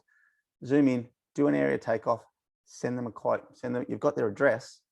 Hey guys, wanted to let you know, we can spray this pattern on your driveway for X amount. We've already done a takeoff. Here you go. Right, you know what? That's going to cost you a $1.10 stamp plus whatever it costs you to print it and send it. If you can find the name, great. There's a range of ways you could do that. But you know, if you can even just say, hey guys, enclosed is your personalized quote for doing your driveway, for doing landscaping in your backyard, because you can use Google Maps. You can see the date that it was taken, and you find out that their yard is, you know, in those new estates and it's just grass and it has been for 2 years. Awesome. Hey, do you want this? You know, you can send them a personalized quote that you had done by someone in the Philippines who's costing you 30 cents an hour, right? And it's a way for you to do it online. This is super exciting. I've got an iPhone 12. I was waiting for ages to get it. I don't buy always a new iPhone. I was waiting to have 5G. It's got 3 cameras on it, and it's got this Lydia. Have a look at this. I'm going to leave the audio on. It only goes for a minute. iPhone isn't just a phone. It's a new kind of power tool. With Canvas, you can use the iPhone 12 Pro to take thousands of measurements per second and digitize homes in minutes. Just download the Canvas app, stand close to the center of a room, and slowly spin like you're painting the walls with your phone. You can get a colorized 3D model in minutes and measure anything. Upload and share your 3D model with anyone. And you can even use your 3D scans to generate editable professional grade CAD formats like GeoCartograph, Revit, and SketchUp. So you can plan, quote, and design with Canvas. Guys, how cool is that? Like, again, this is the stuff that the camera does. And this is how the face recognition on phones. Like, I don't know Android. I use an Apple ecosystem, but it's taking all these measurements and it's turning it into this. Now, I'd say right now, if you're doing quotes and you want to do an interior design, I don't want to see him. I want to see this. Bang. I want to see that I can turn that into a plan by walking into the house and going up and down. To me, the next step of this, by the way, is that you find out if your clients have got an iPhone 12 or an iPad Pro or whatever the camera is on a Samsung or Android or any other phone. And you go, we can give you a quote without coming to your house. We just need to, we'll give you a call. And then when you're there, we're going to send you a link to an app, download the app, do what it says, paint, there's a 60-second video, stand there, look like you're painting the walls, send us the file. We'll do you an AutoCAD mock-up. We'll tell you how much it's going to quote without ever setting foot in your house. Imagine doing that with COVID times. Like, this is an incredible sort of tool with the technology that people have got in their pockets, in their homes. You can now go in and do CAD drawings off someone's phone. That is a way to massively accelerate the quoting that you're doing without having to put estimators on the road to go inside someone's home with a laser measurer to take photos and to figure it out and to come back and draw it up. Do it with your phone and then get, in fact, better. And I said, this is something I haven't done yet. This is something that I've found and I know about. I would be doing this to create CAD drawings if I was quoting for people, but that's still because I have to take my phone there. If you can market to people who've already got this technology in their pocket, you can get them to do it, send you the files. With this one, you have to pay a certain amount per every set of photos that you turn into a CAD drawing. You just pay that. You don't give them access to the CAD drawings. You just give them a walkthrough tour, and they can't get 3 other quotes because no one else has got the CAD drawings. It's a way to have a massive competitive advantage and quote for a fraction of the cost. Because the other thing that we didn't mention before, but you can do takeoffs on a roof or a driveway. If you go, oh, we do need to do an inspection, for what it costs to get a drone these days, for $1,000 for a really good, like, what are they called, phantom drones with a GoPro on the bottom, rather than going, we're going to organize to meet you at your house, and then they're running late and you got to wait there and you got to drive between and just go, look, we're just going to put a drone up. It'll be at this sort of time. We'll let you know. And we've got a vehicle sign written, go and do an inspection of the roof from a drone. Check how many tiles are cracked before you do a roof restoration. Guys, what we're trying to do is systemize your quoting and bring the cost down. The lower the costs for your quoting systems, the more quotes you can get done, the higher value of quotes each month, even if your conversion rate is shit. You're quoting more faster for a lower cost. You're going to win more. You can grow your business. But it's the lifeblood of your company, but you're always hamstrung because you're going, for us, we were quoting 18 months ahead. So, I needed 3 estimators to keep us busy as for the guys we were, but to grow, I needed 5. So, before we went offshore, that was another investment of 80 grand per person, 160 grand I had to invest in estimators for something that I wasn't going to do for 18 months. If I could, and that's why we went offshore with all of our stuff. If you can do stuff like this and go, we'll do your bathroom renovation, we'll work out whatever it is for you just by looking from your phone and creating CAD drawings for a really low cost without having to get someone to drive an hour across town and meet you there, and then they're running late and the kids are screaming, you've got to walk in the house and talk to them and chat to them. You can send them this. You can do it for such a fraction of the cost. By the way, all the CAD drawing stuff, again, it's done by someone in the Philippines. You have to do it for a high cost person. The person who's high cost is the person who gets on the phone and chats to them about this stuff. They don't even have to be someone who does CAD drawings, they're just a salesman, they're trained in sales. Guys, this is so critical. I can't stress this enough, that I want you to really think about how you can scale your estimating using digital tools and using staff who don't necessarily have to be there, paying a high cost. Let's jump back into it. You can see I'm passionate about that quoting. That guys, I can't stress enough. One more time. Pitching, quoting, it's a lifeblood of your company. Systemize that, do it at a low cost. Enough said, move on. Own the indecision period. What do I mean by that? I said that before. Between when you pitch or quote and when they make a decision, they have this period of indecision. We call that the OTI, own the indecision period. We would do as much as we could then to make sure that they used us. We had a whole range of strategies to make sure that it became inevitable that they used us. This is particularly important. Well, no, it's for everyone. Even I was going to say for B2C and for residential builders, but you know, the sort of things. I'll tell you what we did in commercial. We'd send them the quote as an email. 3 days later, we sent them it via post in that big envelope. As I said, a big envelope with a pen. It was the shiny A4 folder was from Vistaprint. They cost us like 75 cents each. They were glossy.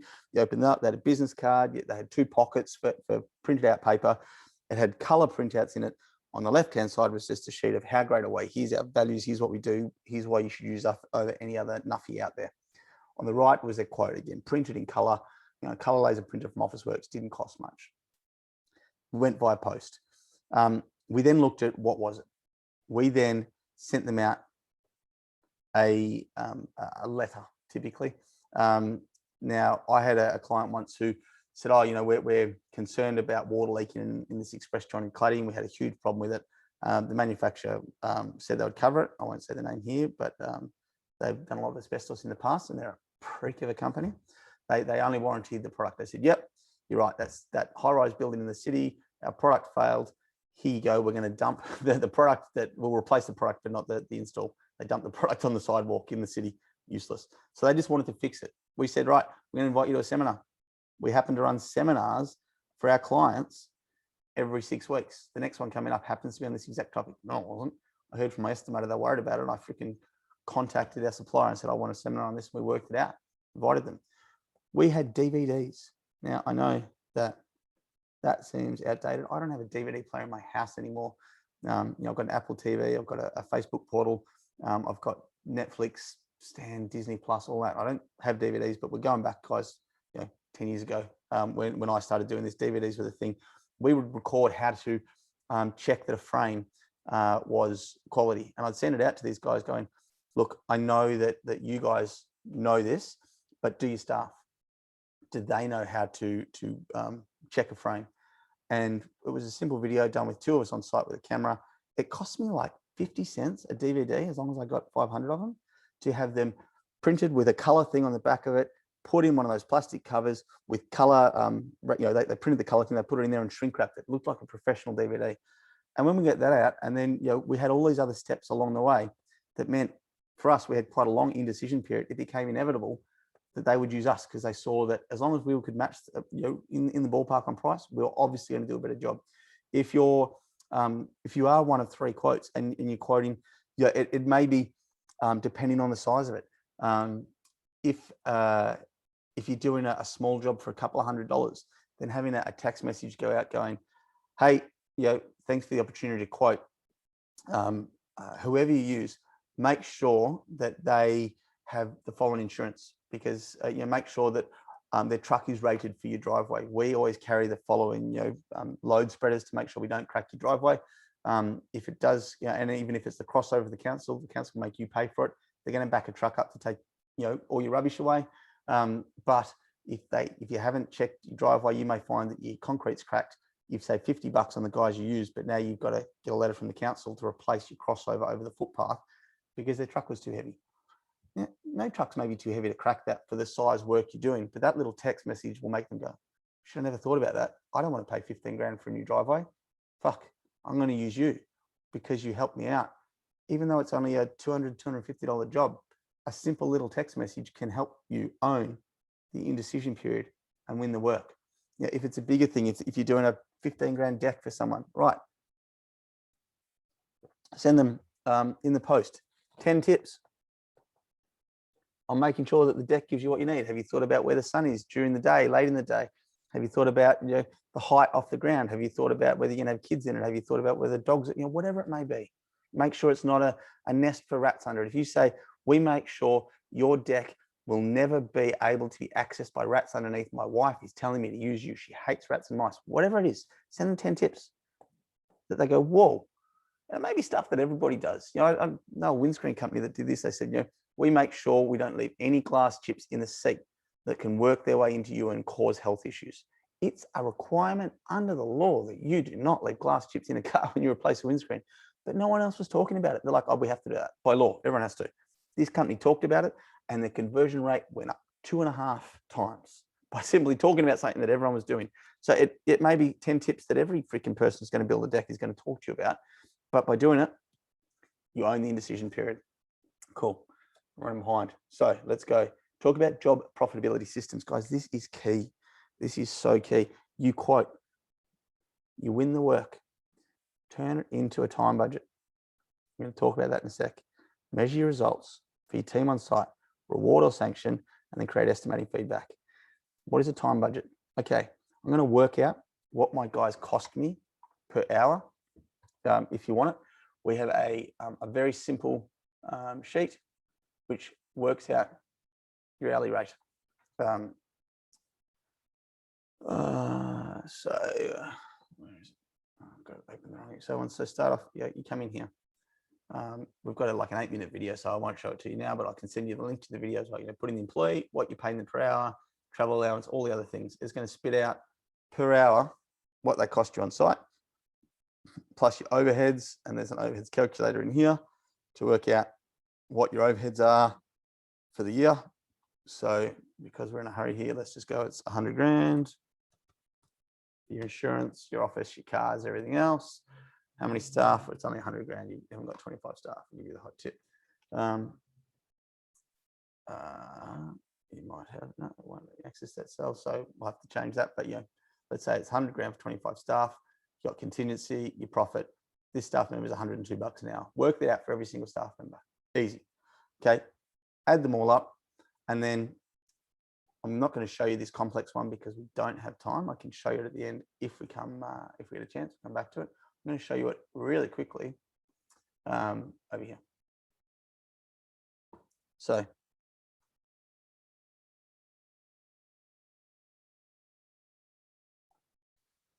your quote. Choose nice round figures. The quote is $10,000. Yeah. Then you've got 5 staff in your company, and you want the average cost per man hour. That's per man hour. So every hour they're on site. Now that's got to include all the things I just said. So overheads, contingency. Now, obviously it's got to include their leave loadings, their on cost, their super, their work cover. So in fact, I'm just going to call that what I should, which is their on cost. That's actually the first thing you work out before you add it. But anyway, on costs. And then, super important, your profit. Right, add that up, average across the company. Let's use round figures. Let's go that it costs you $50 per hour to pay for your overheads, your contingency, their costs on site, plus your leave, your public holidays, your superannuation, your work cover, and you make your target 15% profit, $50 an hour, right? So we know that for our 10 grand job, our average is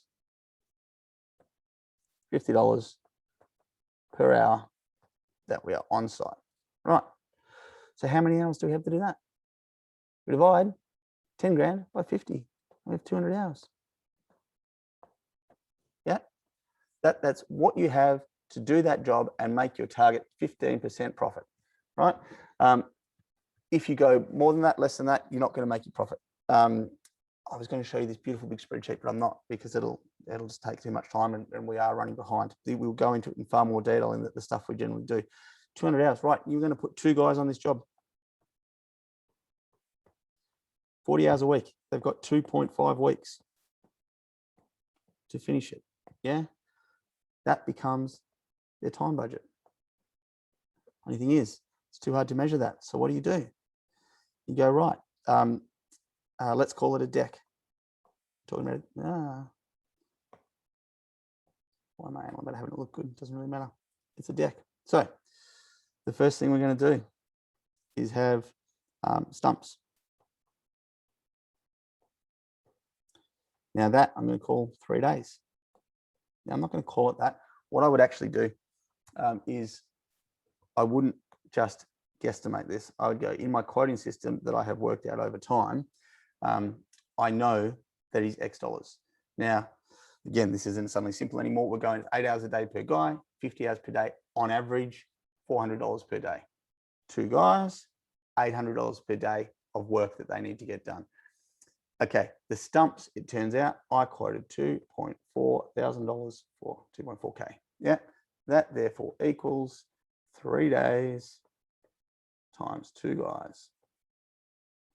I would put it on their time budget as, I wouldn't actually put it in this way, their time budget, because again, they don't want to see numbers. That's why we call it a time budget. Budgets are scary, big sheets of numbers. It becomes a number of hours, right? So what's that? 16, 32, 48 hours. Just happens to be 2 guys for 3 days. All right, what's next? Bears and joists.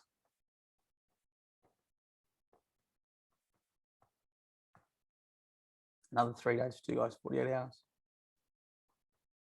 Yeah. And then I'm going to put, deck boards. We're going to have plinth boards. We're going to have handrails. Yep.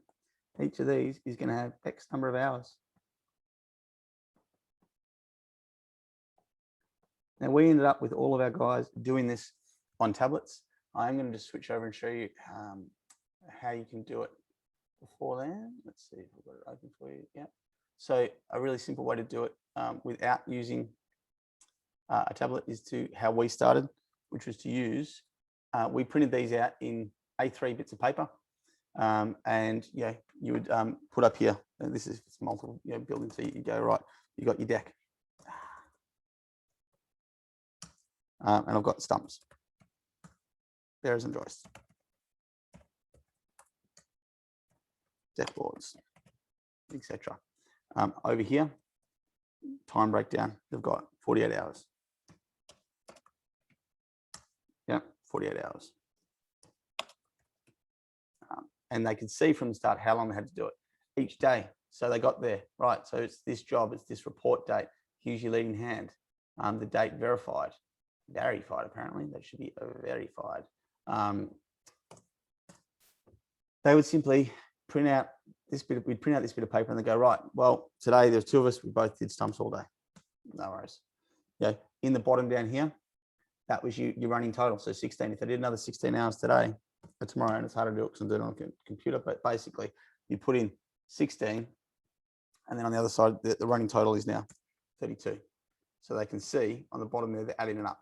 For the next day, it's 16 hours again, or ideally they did 12 hours on it. And therefore the running total is 44 and they're finished. Great. They still did 16 hours work. The next 4 hours, we're doing bears and joists. Now, that can be text through to you, photo through to you each day. I can go out there on day 2 and I know what I'm doing as a supervisor. So I go, yep, you guys are probably 70% of the way through and you've used only 60% of the hours. Fantastic. You guys are on track to make sure that we make money on this deck. I'm not waiting for 2.5 weeks in. I can see on day 2 by having a simple time budget that they can see. The cumulative total is when you've got ones. This used to be a fortnight at a time. Went more than a fortnight. You came back here and you put in, right, you've already done 44 hours on that. So they need to go back and change it. They can see. It is a really simple system that doesn't show that any guy on the tools can use, that we just termed a time budget. And it was a way for us to track whether or not our jobs were on target to make money by getting the leading hands to record hours each day. Now, We didn't ask them to be accountants and lawyers. We didn't say bill us in a 6-minute increment. We just said, guys, at the end of the day, when you're packing up, if you've got 5 guys on site, ask them each what they did. Look, I was working with Joe doing stumps, or I was doing architraves or doors, or I was painting the driveway, whatever it is. I was over there until smoko. Then we sort of jumped on that. I did between smoke and lunch, I did sort of half my time here, half my time there. Okay, roughly. It doesn't have to be perfect. It's not exact science. It just gives you an indication of what is going well and what's going slowly. So you can pick it early and you can change things early if you need to. That is so critical to measuring your profitability of your job. Every single job should have a designated number of hours. It doesn't matter if it's a $200 job. The guys need to know that they have 45 minutes travel there. They have half an hour on site to do the job, and then 45 minutes travel to the next one. Track each bit of those. Did they or did they not hit those targets? If it took them an hour to get there, there's a question, why? Oh, there was shit traffic. Okay, we can check that easily enough. It took you longer, why? We standing there having smoko breaks for an hour. What are your expectations for them on how long they have to do this job to make sure that you not only cover their costs, but make money? That's where you measure the results. Reward or sanction. Hey guys, in that example I just showed you, they did the deck in under time. You're going 10% under. Pat on the back on a lollipop. Good work, guys. Keep it up. Bank those hours when you need it later on. Okay, guys, you had an hour to load that stuff up at that site. It took you an hour and a half. What the fuck? We might have to talk about this sanction over time. That's the people who you're going to get rid of, who can't make you money. You know whether or not they're the right people because you've given them what your expectations are. You've measured your results, and they can reward or sanction. This is the absolute brilliant part of this system. It feeds back to your estimating. If it turns out that your stumps are consistently taking you less time than you're quoting for, you can adjust down your quoting rate. If it's taking longer than expected to do, you lay your decking boards, you quote up. It gives you feedback to make sure whether or not the rates that you're quoting at are going to make you money. It is so simple, but it is so critical. We go into that in quite a bit of detail. If you've got questions, I'm happy to send you through all of those templates that we use. And definitely I can send you the link to the hourly rate stuff, because there's no fucking point in growing and making money. And you might be making good money while it's you on the tools doing it. Once you step away, how do you know if other guys are? And don't be the seagull manager seagull managers are never around, but when they do, they come in, make a lot of noise, shit on everybody and leave. People don't like working for that sort of company. And if you don't know if they're doing a good job or not, the tendency is to come in and go, work faster, work harder, do more. You need to tell them what success looks like. So figure out exactly this, what it looks like to be success, to find success. Because guys, the thing to realize is everyone wants to be a success. Now, I spent months with one of my mentors defining what success means as a philosophical debate for life. I'm not going to get you into that. I'm just saying they don't want to feel like they're shit. Now, I've hired plenty of chippies who their definition of success is doing good work that they're proud of. Fantastic, guys. I love your thing. You want to do good work that you're proud of, but I don't want to lose money while you're doing it. You have to do good work to an acceptable quality at a reasonable speed. So I need to define what success is for my team. So for me, it is acceptable quality, because if they're doing a frame, I don't need them to be building a bit of furniture. 2-3 mils is a fine tolerance. When they're doing a fix, 0.5 mil is an acceptable tolerance for me on a miter joint for an arc. So it's got to be acceptable to the job, and it's got to be done in a timely manner. And the time is set by my time budget. Easy. We would incentivize our guys to do that. There's a range of ways we would do it. How am I going on time for this? Yeah, look, I'm going to push it, but I'll see if I can get through it, because this is really key. We ended up with a system where every one of our project managers got the bonus above it. So if we said, we would have like 10,000 hours in a project or something, often even more. For every hour they come under, they got that amount. What I mean by that, if it was $50 an hour, was the average rate, and we wanted to do it in 200 hours, right? And they did it in 180 hours. They did it in 20 hours less. They would get 20 times $50. Yeah. So that equaled a bonus to them, $1,000 in their hot little hand for coming in under budget. That was how we incentivized our project managers to care about those time budgets, because it lined their pockets. it absolutely revolutionized our business from a profitability point of view.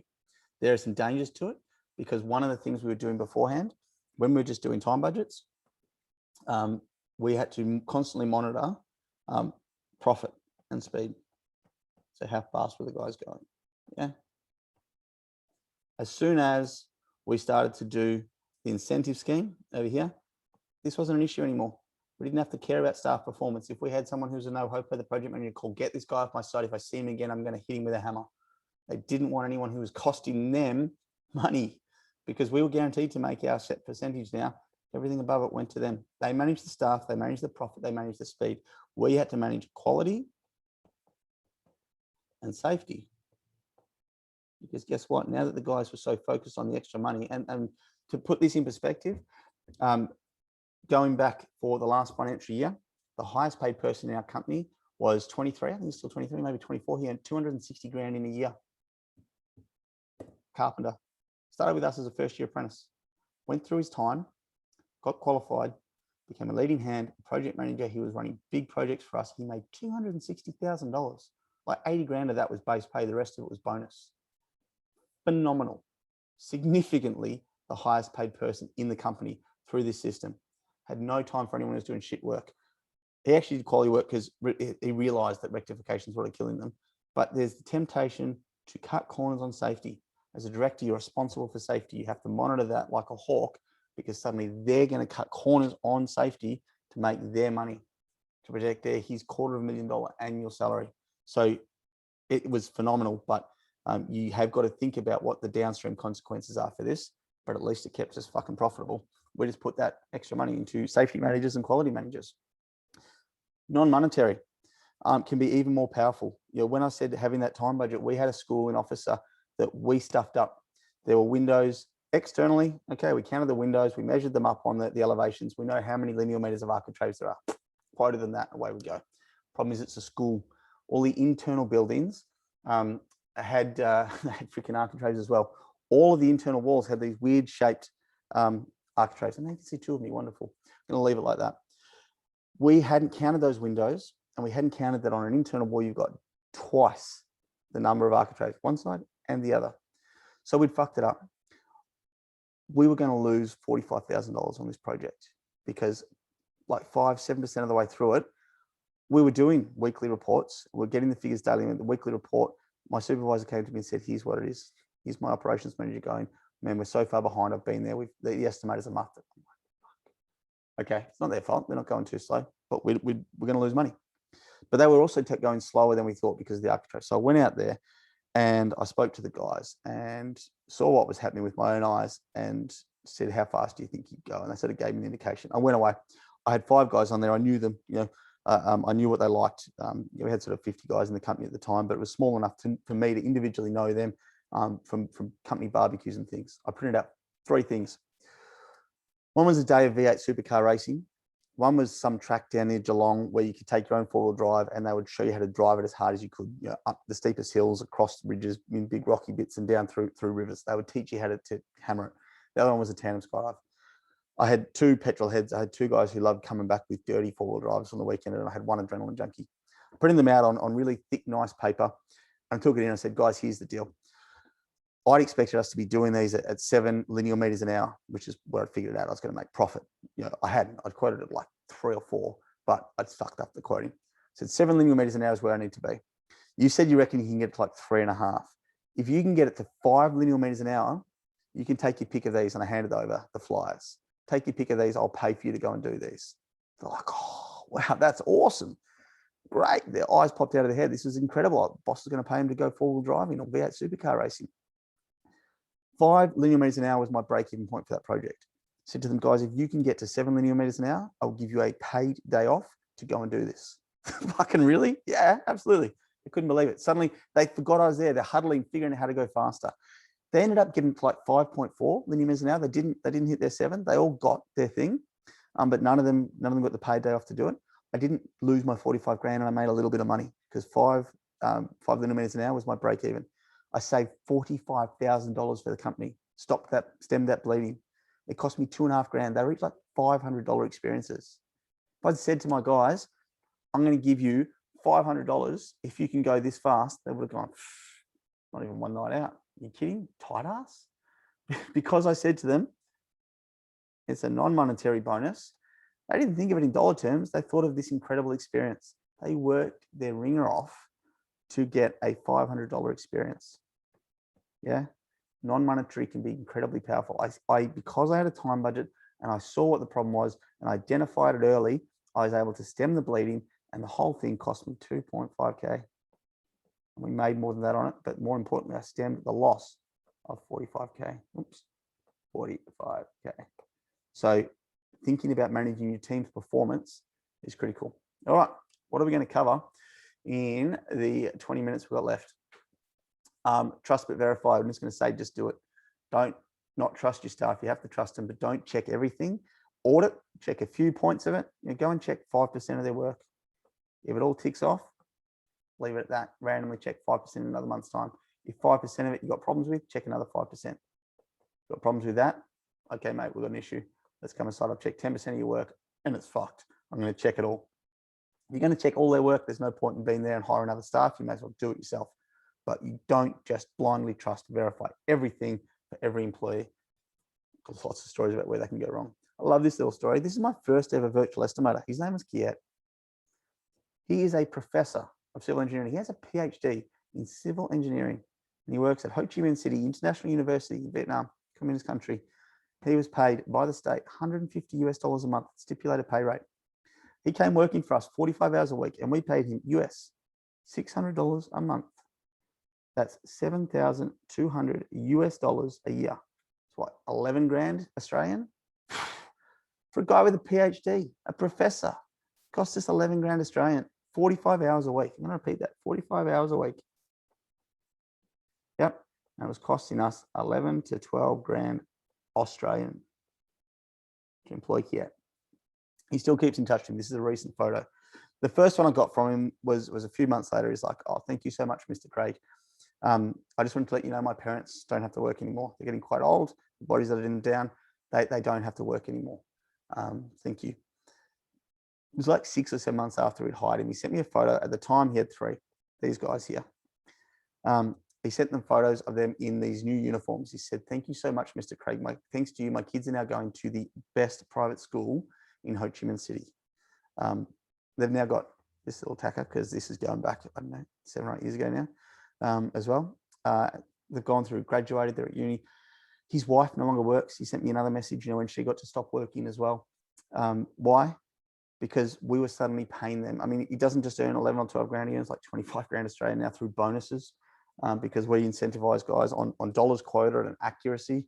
And I can tell you that system at some point, where it's not just output, it's making sure it's quality quoting that we get done. For us, 25 grand is a pittance. I can't hire a freaking new graduate for that who's done a diploma level thing. That's a 40, 50 grand hire for me. This guy, it's incredible. We changed his life. He still lectures out of interest. He just hired someone to do the marketing and the boring shit. We by paying him 4 times what he could earn locally to come and work for us. It's a bargain for us, incredible for him. We pay a minimum of 2 to 3 times what someone can earn in the local economy when we hire them offshore.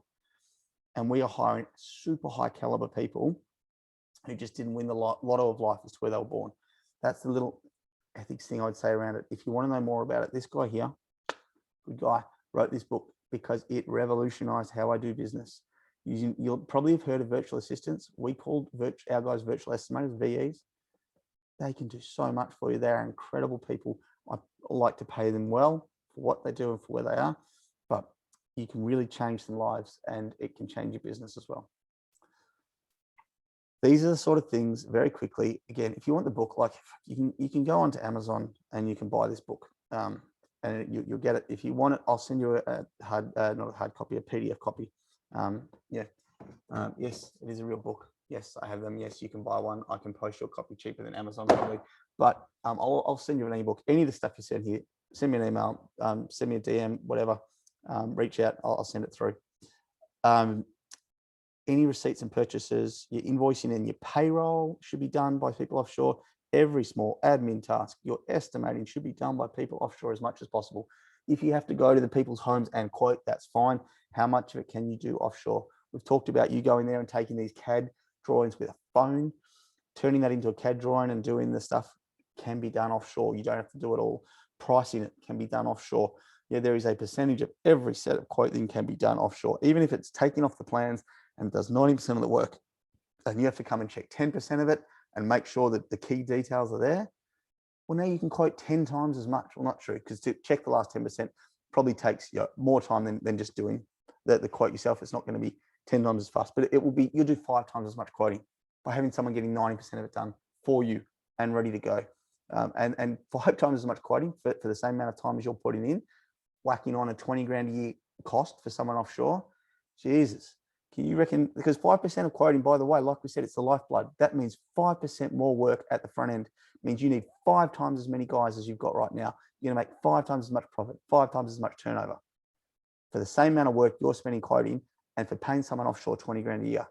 Fuck me. If you're not doing it, do it. Following up the quotes, texts, emails.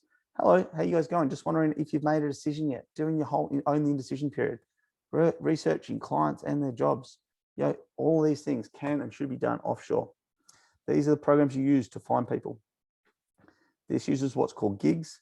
So it is preset. So if you want, they tell you what it is. So if you want business cards, if you want a logo, things like that, you can go on and you can find someone who designs business cards. It'll cost you $10. Fiverr was originally $5 US for each gig. It's different cost now, but you can go on and find someone who'll design you a logo for $5, which is about $7 Australian. You can find someone who'll then turn that into a business card for you. I don't know why you're using business cards. Forget that. Don't know why I said it. I used to do them, but no one uses business cards anymore. We're paperless. What is it that that you can be getting people to do for you? Those guys have already decided and given you a price. Here, you post a job. It's like Airtasker offshore. You post a job, people bid on it. You pick someone, you pay them money to Upwork, and they hold it in trust. They're a US company, so they call it escrow. And then when the work's done, they pay the freelancer. Upwork pays them. If you're not happy, you say, I'm not happy. They will step in as the mediator and decide whether or not the work's been done, whether you should be refunded or not. Really simple system. Recruiting the right staff. We are nearly out of time, so I can't go through this in detail other than to say, find out what you want your people to have first, because your staff are the lifeblood of your company. And it's not true. I've said that about quoting. Whether or not you have a company in 2 years' time will be dependent on the staff you have. You can win all the work in the world through the lifeblood, through the quoting, and then muff up the delivery of it. And you'll spend a fortune rectifying it. People won't use you again. You'll get a terrible reputation and you'll be bankrupt from not having the right staff. So recruiting them is key. You only can get so big by recruiting people from who you know, from the footy club, from mates and mates. Eventually, you're going to end up going on Seek. What did we do? I ended up creating a 6-stage recruitment process on Seek. Seek.com.au. They'd send me an application. We would send them an email, pro forma back. Hey, we love your application. No one likes applying for a job. It sucks. On there, it had a position description as a PDF attachment. It also had a link to an online questionnaire. Would have taken, there were like 90 questions on that. A lot of people wouldn't even bother. So it rooted out the ones that were not interested. They'd just done the scattergun approach. You apply. We then looked at the online questionnaire. Answers. 80% of them knocked themselves out from that. We didn't look at all 90 questions. I didn't give a shit about most of them. I cared about 3 to 4 questions. One example, I never hired a smoker. Smokers take breaks every hour on a construction site. They can wander off, have a smoke. Great. Sometimes you're going to do it twice an hour, 5 minutes. 5 minutes, that's 10 minutes an hour smoking, 8 hours a day. Losing 18 minutes of productivity from you. Plus they have more absentee days, more sick days. You can tell I don't like smokers. I don't want to hire them. So what did we do? We said in their multiple choice question, we have a non-smoking policy on all of our sites. This means you can smoke before work, after work, or on breaks. Option 1, that's okay, I'm a non-smoker. Option 2, that's okay, I'm a social smoker. Option 3, that's okay, I'm a smoker, but I can handle this. Option 4, I'm a smoker, I'm going to struggle with it. Or I'm a smoker and I'm no longer interested in the job. If you ticked anything but option 1, I'm a non-smoker, we threw out your application right there, and then social smoker is code for I'm trying to quit, but I'm going to, as soon as I'm on a site and I can waste 80 minutes a day smoking, bang, I'm back on a fucking packet a day. So we had a whole bunch of questions there. rate yourself on a scale of 1 to 10 for punctuality. If you're anything less than a 9 or 10, get fucked. Somebody's not going to show up. Phone screen was the next one. Don't do it yourself. I had someone in the office do it. It takes 5 minutes. It's basically an are you human? You guys fucking, I just thought it was fucking good. Thanks for that coming, mate. See you later. If they sounded professional, sounded human, we'd consider progressing into the next stage. We did a group interview. 6 people at a time. They did psychometric testing. Took 2.5 hours.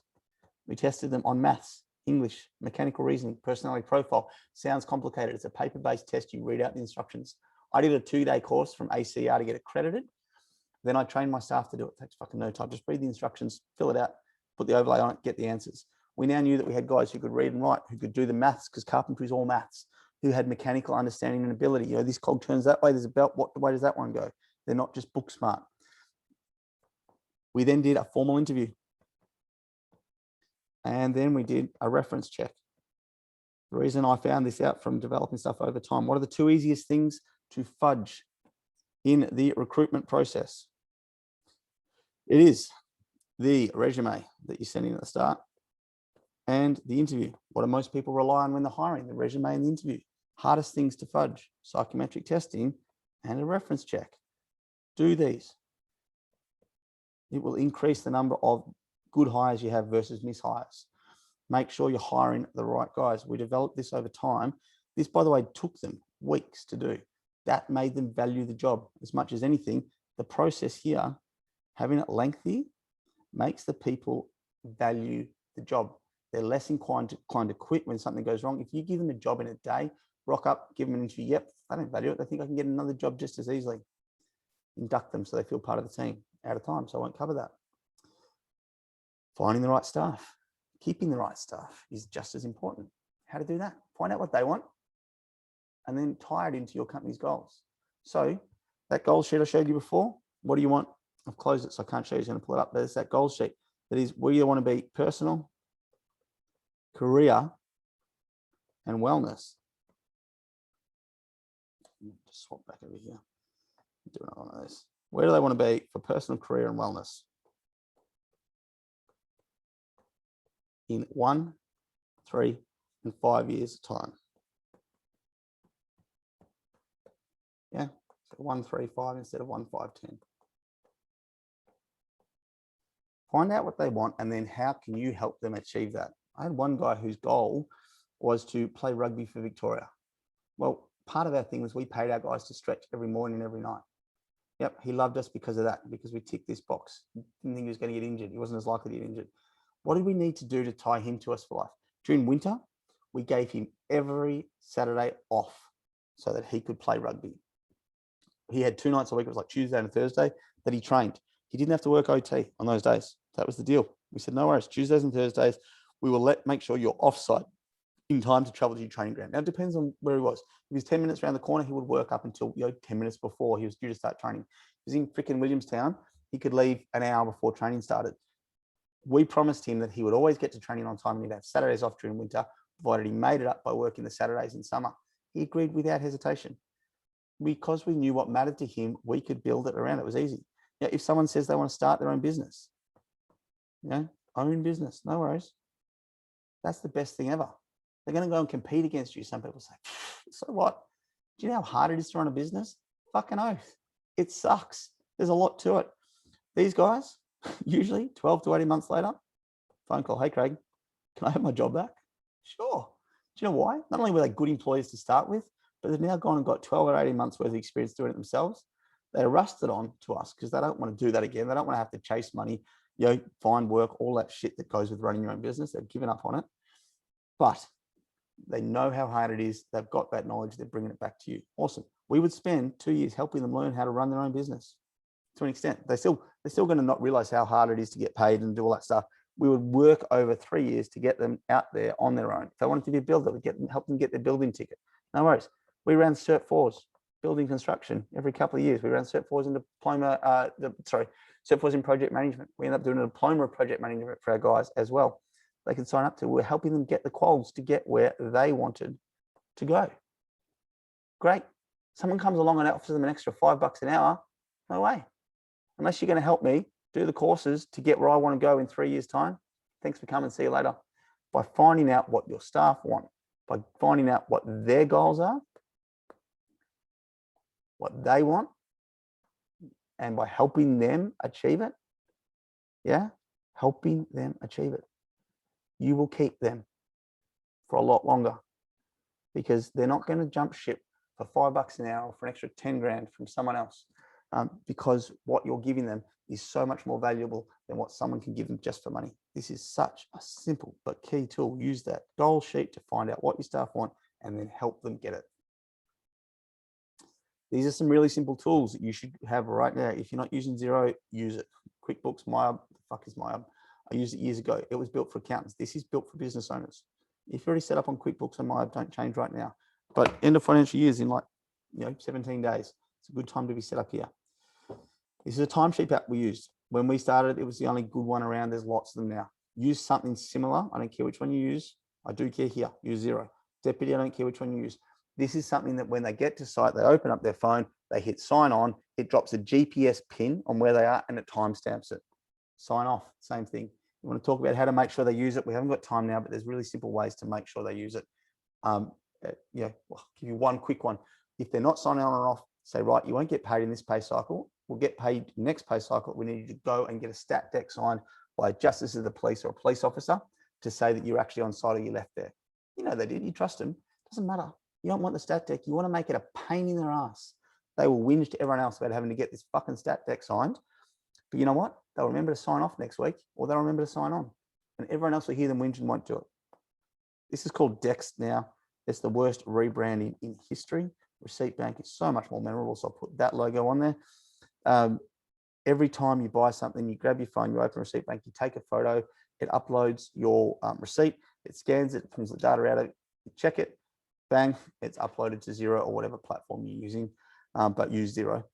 And it just means you don't have to keep track of receipts. You don't have to enter them at the end of the year. They're auto scanned and entered. It's fucking brilliant. They're quick, simple, use those tools. Cash flow. We do not have time to go through cash flow now because I've talked too much during this. And honestly, it's a very complex topic. It will kill most construction businesses. Just know that you need to manage it. I have not yet found a simple tool that will do it for you. You need to build a big spreadsheet and you need to put things in there. Here's when we expect the money to really come in, not when it's due to. And here's where we expect it to go out. What can we push and what can't we? You have to pay you guys. They will walk if you don't. Most of them won't be able to put petrol in their car because they're living week to week, hand to mouth. They get paid first. Your suppliers second. You can push your lawyer and accountant back. Sorry, guys. Yeah, Jace, if you watch this, didn't say that out loud. You can pay your lawyers and accountants later, though. I don't care as much. So figure out who you can and can't pay late. And you have to do that by making sure that you don't run out of cash. This is critical to a business. Cash flow is king. Getting paid. I'm just going to handle this really simply. Put this on every invoice you have. Using Xero, if you're not using Xero, put it on as your template, put it in 0.6 font. It doesn't matter where it is or how small it is, but it should say these exact words. This is a payment claim made out of the Security of Payments Act. The full and resounding name is the Building and Construction Industry Security of Payments Act. And then by year, it's a different year for each state. It is an act designed to get subbies paid. I'm not going to talk about it long now. I'm technically out of time. So if you want to leave, no worries. Shoot us a message if you want any of the templates.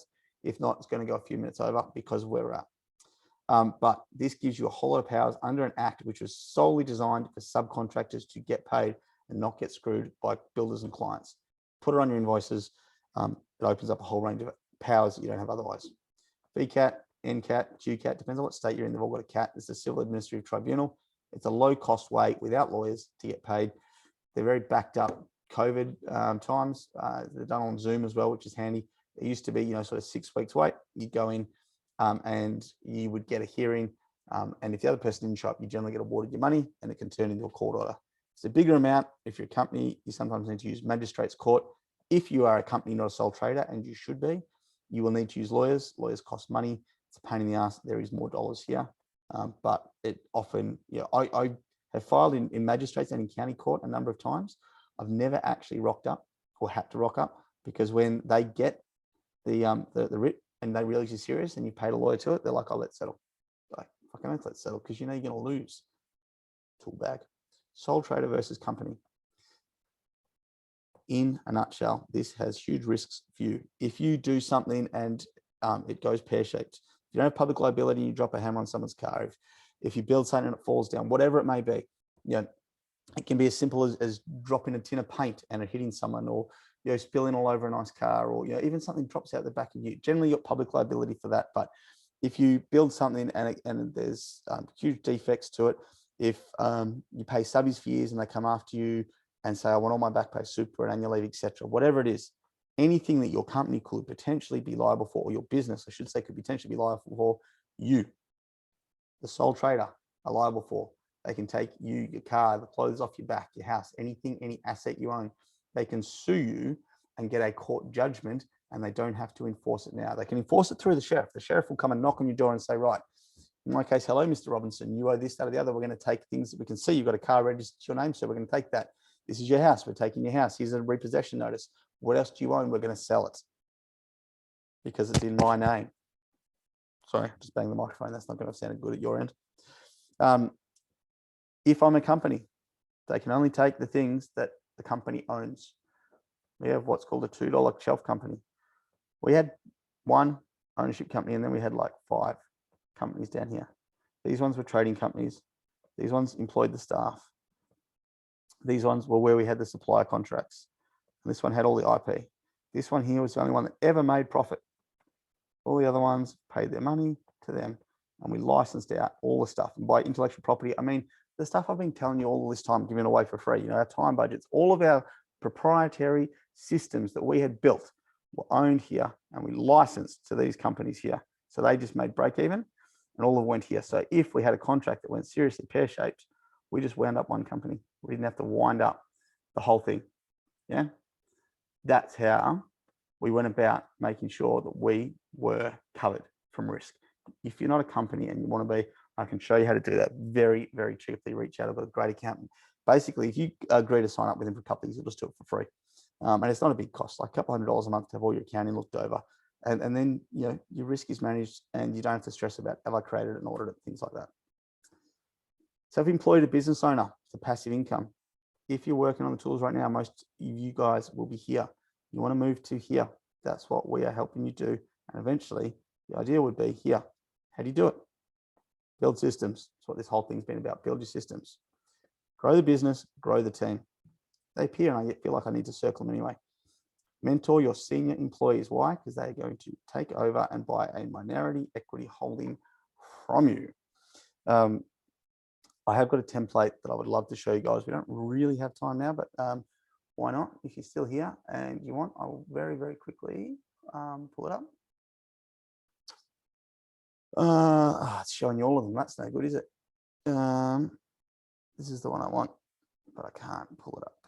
So that's not going to work. I'm going to change the way I am doing it. I'm going to try and share screen from over here. Bear with me a sec, guys.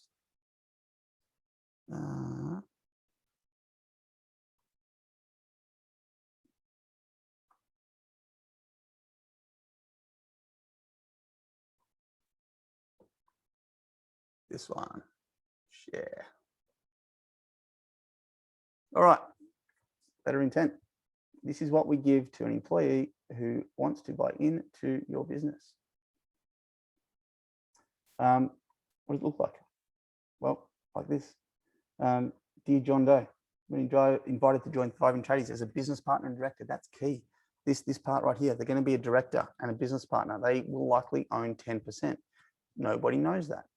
They will tell their friends they're a business partner. People will assume partner means equal partner.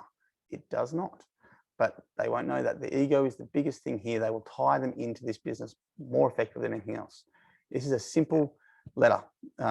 This letter will become legally binding, and it may be relied upon. It's a plain letter document. So we go through shareholders agreement. He agrees to take an annual salary of 100 grand. We talk about when his salary will go up. We talk about he will purchase 10% of Thriving Tradies, and he'll purchase it for 200 grand. Here's how he pays it back. In these ways, basically, if he's going to pay it back over the next 5 years, in this case 10 years, you are letting an employee who currently doesn't own part of your business own 10% of it as a business partner and director. You can pick whatever figure you want out of the air here, because it's not their money that they're paying. It's money that they're going to pay out of dividends or profit or other things. You're basically giving it to them without saying that you're giving it to them, because you would never give stuff away. They run the business for you. You get paid back. So if it's 200 grand, then you might say, right, I'm getting paid that. I wouldn't say 10 years, I normally say 5. Right, so that's 40 grand a year getting on that. You're going to chair the advisory board and mentor them. That is a role that you will get fees for. I was paid 120 grand a year for my fees as chair of the advisory board without being an ASIC appointed director. My repayment was 60 grand a year because it was 300 grand for the shares that I sold over a period of 5 years. So I got an extra 60 grand a year just in that. So this is a way, and this is the secret sauce of what we do when you've grown and systemized your business. This is a way to get your senior employees in running your business for you, right? This is absolutely the secret sauce. So if you can get it to a point where your employees are running your business, they feel like they are the owners of it because they're directors, partners, they're telling everyone else, I'm a business partner, I'm a director of this company. They're the only ASIC appointed directors. They're paying you for their equity over time. And the way we did it was simply say, guys, take a pay freeze. You're going to get a step up, from construction director to managing director. That would normally come with a pay increase. You're going to stay with a pay freeze. That increase that you're going to pay to me for paying off your equity.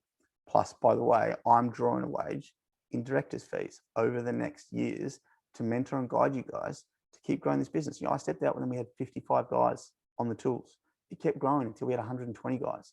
There's a rocky road there, up and down, but that's, it kept on growing. Again, it's not a straight trajectory. It's up and down, like I showed you on that picture before. We grew through guidance, and regardless of the ups and downs, beautiful thing was I'm still earning money. I'm earning my set 120 grand, plus I'm getting paid back for 5 years my equity. Plus, when running up, I'm getting dividends. When I'm running down and things are rocky, no dividends. Bugger, got to survive on only 180 grand a year from that business, plus whatever I'm using my other businesses' income. That's how I invested into other businesses. I'm sitting in a co-working space here, one of mine. I own this. I own 3 others. We're starting a 4th in Ballarat. We are expanding it out around the country. We've got several businesses. I was able to do that because I had free time and I funded it from the passive income I got from my construction business. That is the real secret sauce of what we teach. Guys, we have gone over time. I was aiming to do it in 2 hours. It's 2 hours and 9 minutes. I hope you've got some value from watching this today. If you have any questions, reach out to us. If you want any of the templates, if you want the book, anything else, look, I'm happy to share it with you guys.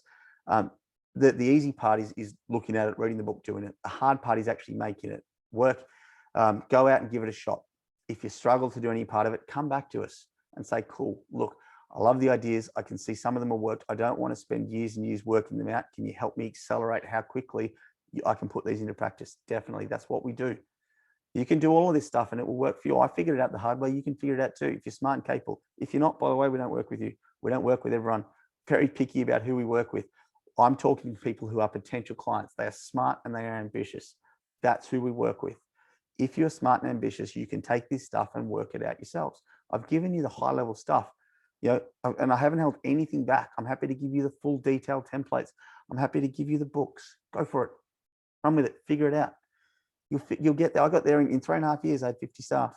If you're super smart and capable and dedicated, by the way, I was working 100+ hour weeks because I didn't have a wife and kids at the time. So it sucked the life and soul out of me. If I was to do it at the level I wanted now with 3 kids, probably take me, 7, 8, 9 years. Yeah, no worries. I'll figure it out. I'll get there. If you want to do it sooner, we can help. That's what we do. You can figure this out yourself, and I'll happily give you all the information for free. If you want to have it work out sooner, if you want to help with the execution, let us know, because we do have programs for people who are smart and ambitious. So it's not reach out. Anyone can reach out. We'll put you in watch the video stuff. No worries. If you want to be in the high level programs, we're really picky about who we work with because we promise a lot of success. And I can't deliver success for everyone. I can only deliver success. You can't turn losers into winners. It's one of my favorite sayings these days. Now, if you're not one of the guys we work with, it doesn't make you a loser automatically. But like my psychometric testing for recruitment, not everyone who was going to make a great chippy could do the tests. but we only hired people who could do the tests. I'll only work with guys who I determine to be winners because I know that I can help winners win more. I can help winners be better. So please, you don't have to feel bad that you're a loser if we say, look, we won't work with you, because we are really picky. We have a very specific criteria.